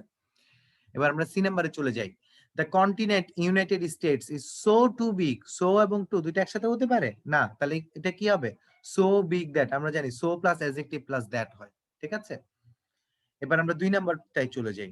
কমপ্লিট দ্য ফলোইং সেন্টেন্সেস, আমাদেরকে এই অপশন থেকে শব্দ নিয়ে এটাকে কমপ্লিট করতে হবে। Okay fine. Dash she got acquainted with new environment. আচ্ছা, অ্যাকোয়েন্টেড উইথ মানে বুঝো, অ্যাকোয়েন্ট উইথ মানে হচ্ছে খাপ খাওয়ানো বা ওই জায়গাটাই যে মানায় নেওয়া, ঠিক আছে। আচ্ছা, সো এখন ইন কুইক টাইম এবং ইন নো টাইম দুইটার মধ্যে আমি যদি বলি দ্রুতই সে ওই জায়গায় খাপ খাইয়ে নিয়েছে, তাহলে এটার উত্তর হচ্ছে ইন নো টাইম। কথা বুঝছো? এটা ইন কুইক টাইম হয় না, এটা ইংরেজি হয় ইন নো টাইম। তাহলে এখানে বসবে in no time she got acquainted with the new environment. আচ্ছা, এবার চলে যাই আমরা বিতে। 74 applications were received, the best of dash were selected for detailed review। অর্থাৎ এখান থেকে আমরা প্রায় 74টা অ্যাপ্লিকেশন আমরা পেয়েছি, তার মধ্যে থেকে বেস্ট অফ, আচ্ছা হুইচ অথবা হুম আমরা নিব, যার মধ্যে থেকে আমরা we selected for detailed review, এর মধ্যে কিছু আমরা হচ্ছে ডিটেইলড রিভিউর জন্য নিয়েছি। আচ্ছা, এখন কথা চিন্তা করো, অ্যাপ্লিকেশন কি ব্যক্তি না বস্তু? আমাকে বলো, অ্যাপ্লিকেশন অবশ্যই বস্তু। আমরা জানি হুম বসে ব্যক্তির সাথে, হুইচ বসে বস্তুর সাথে। তাহলে তুমি এখন এখান থেকে হুইচ নিবা নাকি হোম নিবা? অবশ্যই তুমি এখান থেকে হুইচ নিবা, যেহেতু বস্তু। এই তো সঠিক উত্তর। এবার চলে যাই 3 নম্বরে। দেখো, to generate income, magazine publishers must decide whether to increase the subscription price or। তাহলে আমরা এখানে দুইটা পার্ট দেখতে পাচ্ছি, একটা হচ্ছে whether এর পরে টু প্লাস ভার্ব, তাহলে অর এর পরে কি হবে আমাকে বলো? আবার টু প্লাস ভার্ব হবে না? প্যারালাল স্ট্রাকচার পড়েছিলাম, মনে আছে আমরা? তাহলে এখানে এই যে টু প্লাস ভার্ব আছে, তাহলে সঠিক উত্তর হবে টু সেল অ্যাডভার্টাইজিং। ওকে, আচ্ছা তাহলে আবার দেখাই বি নাম্বারটাই। On African continent the incidence of vitamin deficiencies, এখানে অনেকেই যে ভুলটা করে ডেফিসিয়েন্সিটাকে প্লুরাল দেখে তারপর হচ্ছে ভার্বটাকে কোরিলেট বসায় দেয়। এখানে এই ভুলটা এটা করা যাবে না। যেমন দেখো, ছোট্ট একটা জিনিস দেখে, নরমাল একটা সেন্টেন্স লিখি, one of my friends, one of my friends, এখানে কিন্তু আমি প্লুরাল করতেছি, এখানে আমি আবার সিঙ্গুলার রেখেছি। ইজ কামিং হয় নাকি আর কামিং হয় বলো তো? চিন্তা করো। এখন আমার বন্ধু আছে অনেকজন, ও আমার একটা বন্ধু, ও আমার একটা বন্ধু, ও আমার একটা বন্ধু, তাদের মধ্যে একজন, কথার কথা, ও আমার বাসায় আসতেছে, তাহলে বাসায় আলটিমেটলি কতজন আসতেছে? একজন না?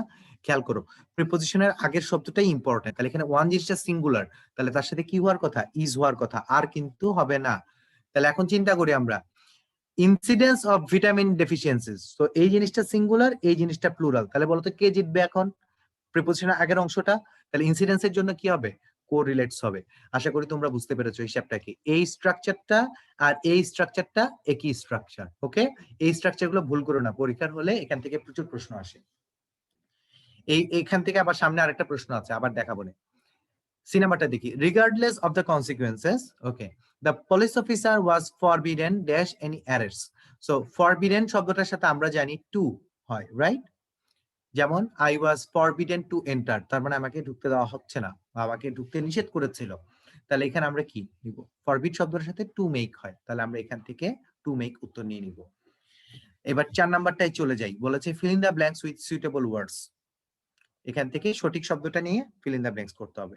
আচ্ছা, তো হচ্ছে হল, মনে করো একটা বড় রুম, সেটাকে আমরা বলি হল।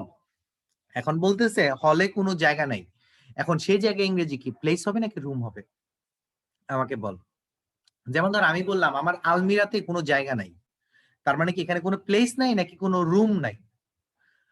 সো এটা মনে রাখবা, প্লেস শব্দটা এটাও জায়গা বাংলায়, রুম এটা দিয়েও জায়গা বোঝায়। দুটার মধ্যে পার্থক্য কি ভাইয়া?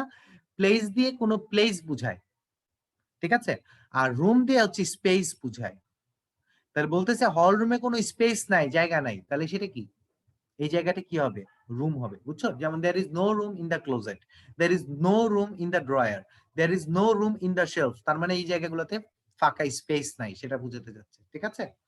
আচ্ছা, তারপরে যেমন হতে পারে যে এই যে আমরা জুম মিটিং এ জয়েন করি, তো জুম মিটিং এ যখন পার্টিসিপেটের সংখ্যা ফুল হয়ে যায় তখন আমরা বলি না there is no room, তার মানে মিটিং এ আর কোনো জায়গা নাই বলতে কি কোন একটা জায়গা দখল করে নিয়েছে, সেখানে কিন্তু বলতে পারবো না there is no place in the zoom meeting, তা কি বলা যাবে? বলা যাবে না। আচ্ছা, এবার চলে যাই আমরা বি নাম্বারে। আই এম নো এক্সেপশনাল এবং এক্সেপশন দুটার মধ্যে কি হবে? আচ্ছা, এখন একটু দেখাই জিনিস। এক্সেপশনাল এই জিনিসটা কি এবং এক্সেপশন এই জিনিসটা কি? যেমন ধরো আমি কি বলবো, এক্সেপশন কেস নাকি এক্সেপশনাল কেস? অবশ্যই আমি বলবো এক্সেপশনাল কেস। সো এই শব্দটা হচ্ছে অ্যাডজেক্টিভ, আর এক্সেপশন শব্দটা কি? নাউন। তাহলে এখন আমাকে বলো আই এম নো, এখানে কি নাউন বসবে না অ্যাডজেক্টিভ বসবে? 100% যেমন ধরো এটা অবশ্যই নাউন বসবে, তাহলে যদি আমি নাউন নেই তাহলে এখন উত্তর হবে এক্সেপশন। কথা বুঝছো? আমি কোনো ব্যতিক্রম কেউ না, তো এখানে কিন্তু মানে কোনো অ্যাডজেক্টিভের কথা বলা হচ্ছে না, এখানে কিন্তু অবশ্যই নাউনের কথা বলা হচ্ছে। এবার চলে যাই তারপরেরটাই, remove a word from each of the following sentences to make them grammatically correct. যে আমাদের এখান থেকে একটা করে শব্দ বাদ দিতে হবে, তাহলে আমরা শব্দগুলো বাদ দিই। দেখো, although he had broken with Freud, এটার উচ্চারণ হচ্ছে ফ্রয়েড, সিগমুন্ড ফ্রয়েডের কথা বলা হচ্ছে সম্ভবত। in his later part writings, না এরকম বলতে পারতাম লেটার পার্ট অফ রাইটিংস অথবা লেটার রাইটিংস, এখানে যদি একটা অফ দিতাম তাহলে হয়তো এটা সঠিক হয়, কিংবা এখান থেকে তোমার এই পার্ট শব্দটাকে বাদ দিতে হবে। বুঝতে পারছি? তাহলে আমরা এখান থেকে পার্ট শব্দটাকে বাদ দিয়ে দিচ্ছি। আচ্ছা, তারপরে আমরা বি নাম্বারে চলে যাই। ইউ শুড টেল মি, টেলের পরে টু হয় না, এই যে আমি পড়তে গিয়েও মানে আমি টু পড়তে পারতেছি না, টেলের পরে টু হয় না, মনে রাখবা। যেমন ধরো টোল্ড মি হয়, আর এটা কি হয়, সেইড টু মি হয়। সো সের পরে টু কারেক্ট, কিন্তু টোল্ড এর পরে টু কারেক্ট নেই, ঠিক আছে? সো এখানে টেল টু মি হয় না, টেল মি হওয়ার কথা, এরকম হওয়ার কথা। এবার আমরা চলে যাই সি নাম্বারে। Nobody can avoid two making, avoid two making এরকম হবে না, অ্যাভয়েড মেকিং হবে। সো এই টুটা বাদ, তাহলে হচ্ছে অ্যাভয়েড মেকিং মিস্টেকস। আচ্ছা, আমাদের সর্বশেষ এখানে হচ্ছে কি 6 নম্বরে আছে কি কমপ্লিট দ্য ফলোইং সেন্টেন্সেস, আমাদেরকে বলছে এখানে সেন্টেন্সগুলো কমপ্লিট করতে। তো হচ্ছে newspapers have great power dash their enormous circulation, একটা আছে বিকজ আর একটা হচ্ছে বিকজ অফ। দুইটার মধ্যে পার্থক্য কি ভাইয়া? বিকজ জিনিসটা হচ্ছে একটা কনজাংশন, আমি যদি বিকজ বসাই তাহলে কি হয় দেখো, clause 1 plus because plus clause 2 হইতে হয়, তাহলে যেহেতু ক্লজ 2 হবে তাহলে সেখানে একটা ভার্ব আসবে, এখানেও একটা ভার্ব থাকবে। ওকে, এখানেও একটা ভার্ব থাকবে। তাহলে আমি এখানে একটু ভালো মতো দেখি, এখানে আমি একটা ভার্ব নিয়েছি। আচ্ছা, এবার দেয়ার এনর্মাস সার্কুলেশন, এখানে কি কোনো ভার্ব আছে? এখানে কিন্তু কোনো ভার্ব নাই। দেখো, এটা হচ্ছে একটা অ্যাডজেক্টিভ, এটা একটা অ্যাডজেক্টিভ, এটা একটা নাউন, তাহলে এখানে কোনো ভার্ব নাই। তাহলে এখানে কি বিকজ হইতে পারে? দেখো, বিকজ এর দুই পাশে ভার্ব লাগে, তাহলে এখানে বিকজ হইতে পারে না, তাহলে উত্তর কি হবে? অবশ্যই বিকজ অফ হবে। ওকে, তাহলে ভাইয়া বিকজ জিনিসটা হচ্ছে একটা কনজাংশন, তাহলে বিকজ অফ জিনিসটা কি? এটা একটা প্রিপোজিশন, প্রিপোজিশনাল ফ্রেজ বলি, মানে প্রিপোজিশনাল ফ্রেজ গুলো প্রিপোজিশন হিসেবে কাজ করে। সো তাহলে সেই হিসেবে আমরা বলতে পারি এটা একটা প্রিপোজিশন। এবার চলে যাই বি নাম্বারে। The theme of this novel is that অথবা how নিব। আচ্ছা, money does not make you happy। আচ্ছা, so the theme of this novel is how money does not make you happy, নাকি that money does not make you happy। এখন আমি বলতে চাচ্ছি থিমটা কি, চিন্তা করো থিমটা কি। মানি যে তোমাকে সুখী করে না, তা আমি যদি যে বলি, অর্থাৎ টাকা যে তোমাকে সুখী করতে পারে না, এটাই হচ্ছে থিম। আর আমি যদি বলতাম কিভাবে, তাতে আমার কিন্তু একটা প্রসেস বর্ণনা করা লাগতো, ঠিক আছে? আমি যদি এখানে থিম শব্দটা না দিয়ে যদি আমি বলি the process of this system is how, অর্থাৎ সে তখন হচ্ছে কিভাবে প্রসেসটা দেয়, কিন্তু থিম জিনিসটা কি, আমি কোনো প্রসেসের কথা বলতে চাই না, আমি আউটকামের কথা বলতে যাচ্ছি। তার মানে সেটা হচ্ছে মেইন মেসেজটা কি, সেটা হচ্ছে দ্যাট দিয়ে লিখতে হয় সবসময়, এটার জন্য এখানে বসবে দ্যাট। ওকে, অর্থাৎ মানি যে তোমাকে সুখী করে না, ঠিক আছে, সেটাই হচ্ছে এখানে বিষয়। তো আমি যদি যে বলি, যে বললে কিন্তু আমি কিভাবে বলতেছি না, আমি যে বলতেছি, দ্যাট আসবে, হাউ আসবে না। এবার হচ্ছে 7 নম্বরে চলে যায়, বলেছে fill in the blanks. Okay, fine. The observation day at the world trade centre is dash any other one in new York. আচ্ছা, হায়ার দেন অথবা হাইয়েস্ট দেন, তো তোমরা আমাকে বলো হাইয়েস্ট দেন কি হয়? হাইয়েস্ট তো সুপারলেটিভ ডিগ্রি, তাই না? তো হাইয়েস্ট এর পরে কি দেন বসতে পারে? তাহলে এই অপশনটা তো ভুল আছে, বা তাহলে এটা অবশ্যই উত্তর হবে হায়ার দেন। খুবই সহজ কিন্তু সাথে। এবার চলে যায় B number. The matter was dash to the committee since the resolution since the solution to the problem was different from one। আচ্ছা, ঠিক আছে। এখন আমরা এখানে অপশন আছে referred back to the committee, আর এটা হচ্ছে রেফার্ড। আচ্ছা, এখানে একটা জিনিস বলি, রেফার্ড শব্দ একটা রি আছে, দেখছো? দেখো, রিইউজ মানে কি? আবারও ব্যবহার করা। আচ্ছা, রিটার্ন মানে কি? আবারও ফেরত আসা। তাহলে এই শব্দগুলোর পরে কি ব্যাকের কোনো দরকার আছে? আমাকে বলো। না, ব্যাকের কিন্তু কোনো দরকার নেই, তাহলে রেফার্ড ব্যাক কিন্তু বলার কোনো প্রয়োজন নেই। উত্তর হবে কি referred.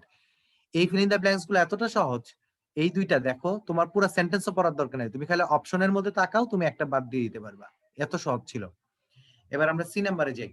with the exception of Frank and me, আচ্ছা ঠিক আছে, everyone in the class dash the assignment before the basket. So before আছে, ওকে ফাইন। তাহলে এটা কোন টেন্স? এটা হচ্ছে পাস্ট ইনডিফিনিট টেন্স। তাহলে আমরা জানি বিফোর শব্দের পরে যদি পাস্ট ইনডিফিনিট টেন্স থাকে তাহলে আগের টেন্সটা কোন টেন্স হয় আমাকে বলো তো? Past perfect tense. ওই যে ডাক্তার আসিবার পূর্বে রোগী মারা গেল সেই স্ট্রাকচার, ঠিক আছে? তাহলে এখানে আমাকে পাস্ট পারফেক্ট করতে হবে, কারণ কি পরে হচ্ছে পাস্ট ইনডিফিনিট আছে। তাহলে পাস্ট পারফেক্ট কোথায় আছে? হ্যাড ফিনিশডে আছে, ফিনিশডে নাই। তো উত্তর হচ্ছে এইটা। সর্বশেষ আমাদের আজকে যেটা সেটা হচ্ছে 8 নাম্বারটা, বলেছে যে fill in the blanks with suitable words. আচ্ছা ঠিক আছে, আমরা যাই। নো ড্যাশ দেন 60 স্টুডেন্টস, তাহলে এটা হচ্ছে কি কাউন্টেবল নাউনের কথা বলা হচ্ছে। লেস শব্দটা কি কাউন্টেবল নাউনের সাথে বসে? বসে না। দেখো লিটল, তোমরা জানো লিটল একটা শব্দ আছে যেটা বসে আনকাউন্টেবল এর সাথে, তার কম্পারেটিভ ফর্ম হচ্ছে লেস, সুপারটিভ ফর্ম হচ্ছে লিস্ট। তুমি এরকম বলতে পারো লিটল লেস অথবা লিস্ট ওয়াটার, কথা বুঝছো? তাকে তুমি ওয়াটারের সাথে যুক্ত করতে পারো। আর একটা শব্দ আছে ফিউ, তার কম্পারেটিভ ফর্ম হচ্ছে ভাইয়া ফিউয়ার, আর সুপারটিভ ফর্ম হচ্ছে ভাইয়া ফিউয়েস্ট। তাহলে তার সাথে তুমি মনে করো এরকম বলতে পারো যে ম্যান, অর্থাৎ কাউন্টেবলের সাথে যুক্ত করতে পারো। তার মানে লিটল বসে আনকাউন্টেবলের সাথে, ফিউ বসে কাউন্টেবলের সাথে। ওকে, তাহলে দেখো এখানে আমরা বলছি 60 স্টুডেন্টস, এটা কি কাউন্টেবল না? কাউন্টেবলের সাথে কি লেস হইতে পারে? হইতে পারে না, তাহলে এটা হবে ফিউয়ার। এবার চলে যাই বি নাম্বারে। Give a dash translation of the passage, verbal translation আর লিটারাল ট্রান্সলেশন। দুটার মধ্যে একটু পার্থক্যটা একটু বুঝাই। ভার্বাল মানে কি? মৌখিক। আর হচ্ছে তোমার লিটারাল মানে কি? আক্ষরিক। এখন ট্রান্সলেশনে যদি আমরা বলি তাহলে ট্রান্সলেশন কয় প্রকার হয়? একটা হয় আক্ষরিক অনুবাদ আর একটা হচ্ছে ভাবানুবাদ, ঠিক আছে? এখন ভাবানুবাদ ইংরেজি কি ভার্বাল ট্রান্সলেশন? না। মৌখিক অনুবাদ বলতে কিন্তু কিছু নাই। অনুবাদ হয় আইদার হবে লিটারাল অথবা হবে কি থিমেটিক ট্রান্সলেশন। কি কি বলেছে? একটা হয় থিমেটিক আর একটা হয় লিটারাল। তাহলে আমাকে এখান থেকে লিটারাল ট্রান্সলেশনটা জানতে চেয়েছে।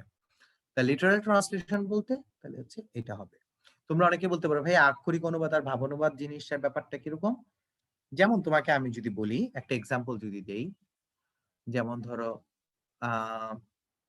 যেমন একটা কথা আছে, ওয়ান্স বিটেন টুয়াইস শাই।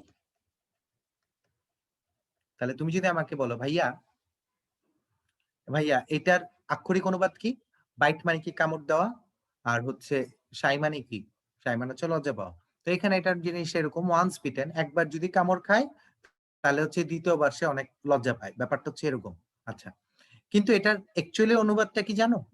যেটা হচ্ছে থিমেটিক, যেটা ট্রান্সলেশন, এটা থিমেটিক ট্রান্সলেশনটা হচ্ছে যে ঘর পোড়া গরু সিঁদুরে মেঘ দেখলে ভয় পায়। তাহলে এই ট্রান্সলেশনটা কিরকম ট্রান্সলেশন হলো? এখন যদি আমি বলি যে ওয়ান্স বিটেন টুয়াইস শাই, এটার বাংলা অনুবাদ কি? তাহলে উত্তর কি হবে? তুমি সুন্দর মতো কিন্তু দাগাবা যে ঘর পোড়া গরু সিঁদুরে মেঘ দেখলে ভয় পায়। ব্যাপারটা হচ্ছে এইটা। এবার বুঝাইতে পারছি? সো আমাদের কাছে এখানে লিটারাল ট্রান্সলেশনটা চেয়েছে। তাহলে লিটারাল ট্রান্সলেশন যদি আমাকে কোনো কিছু করতে বলে আমি বলবো যে বাইট মানে কামড় দেওয়া, শাই অর্থ লজ্জা পাওয়া, আমি সেটা ধরে ট্রান্সলেশন করে দিব। কিন্তু আমাকে যদি থিমেটিক ট্রান্সলেশন চাই তখন কিন্তু অর্থ ঠিক রেখে যদি প্রবাদ বাক্যের এগেইনস্টে একটা প্রবাদ বাক্য দিতে হবে। বুঝতে পারছেন? সো এইটাই আর কি, ঠিক আছে? আচ্ছা, সো এই ছিল আমাদের আজকের আলোচনা। ইনশাআল্লাহ তোমাদের সাথে আবার সামনে দেখা হবে। ততদিন পর্যন্ত ভালো থাকো, সুস্থ থাকো, সুন্দর থাকো। ওকে, তো রেজাউল ভাই আমি কি শেষ করব? হ্যাঁ, আপনার ভাই শেষ করেছেন। ধন্যবাদ ভাইয়া। আল্লাহ হাফেজ ওকে, ভাইয়া। থ্যাংক ইউ সো মাচ ভাই আপনাকে। ওয়েলকাম ভাইয়া। আর স্টুডেন্ট ভাইরা তারা সবাই ভালো থাকো, সুস্থ থাকো। আল্লাহ হাফেজ, আসসালামু আলাইকুম।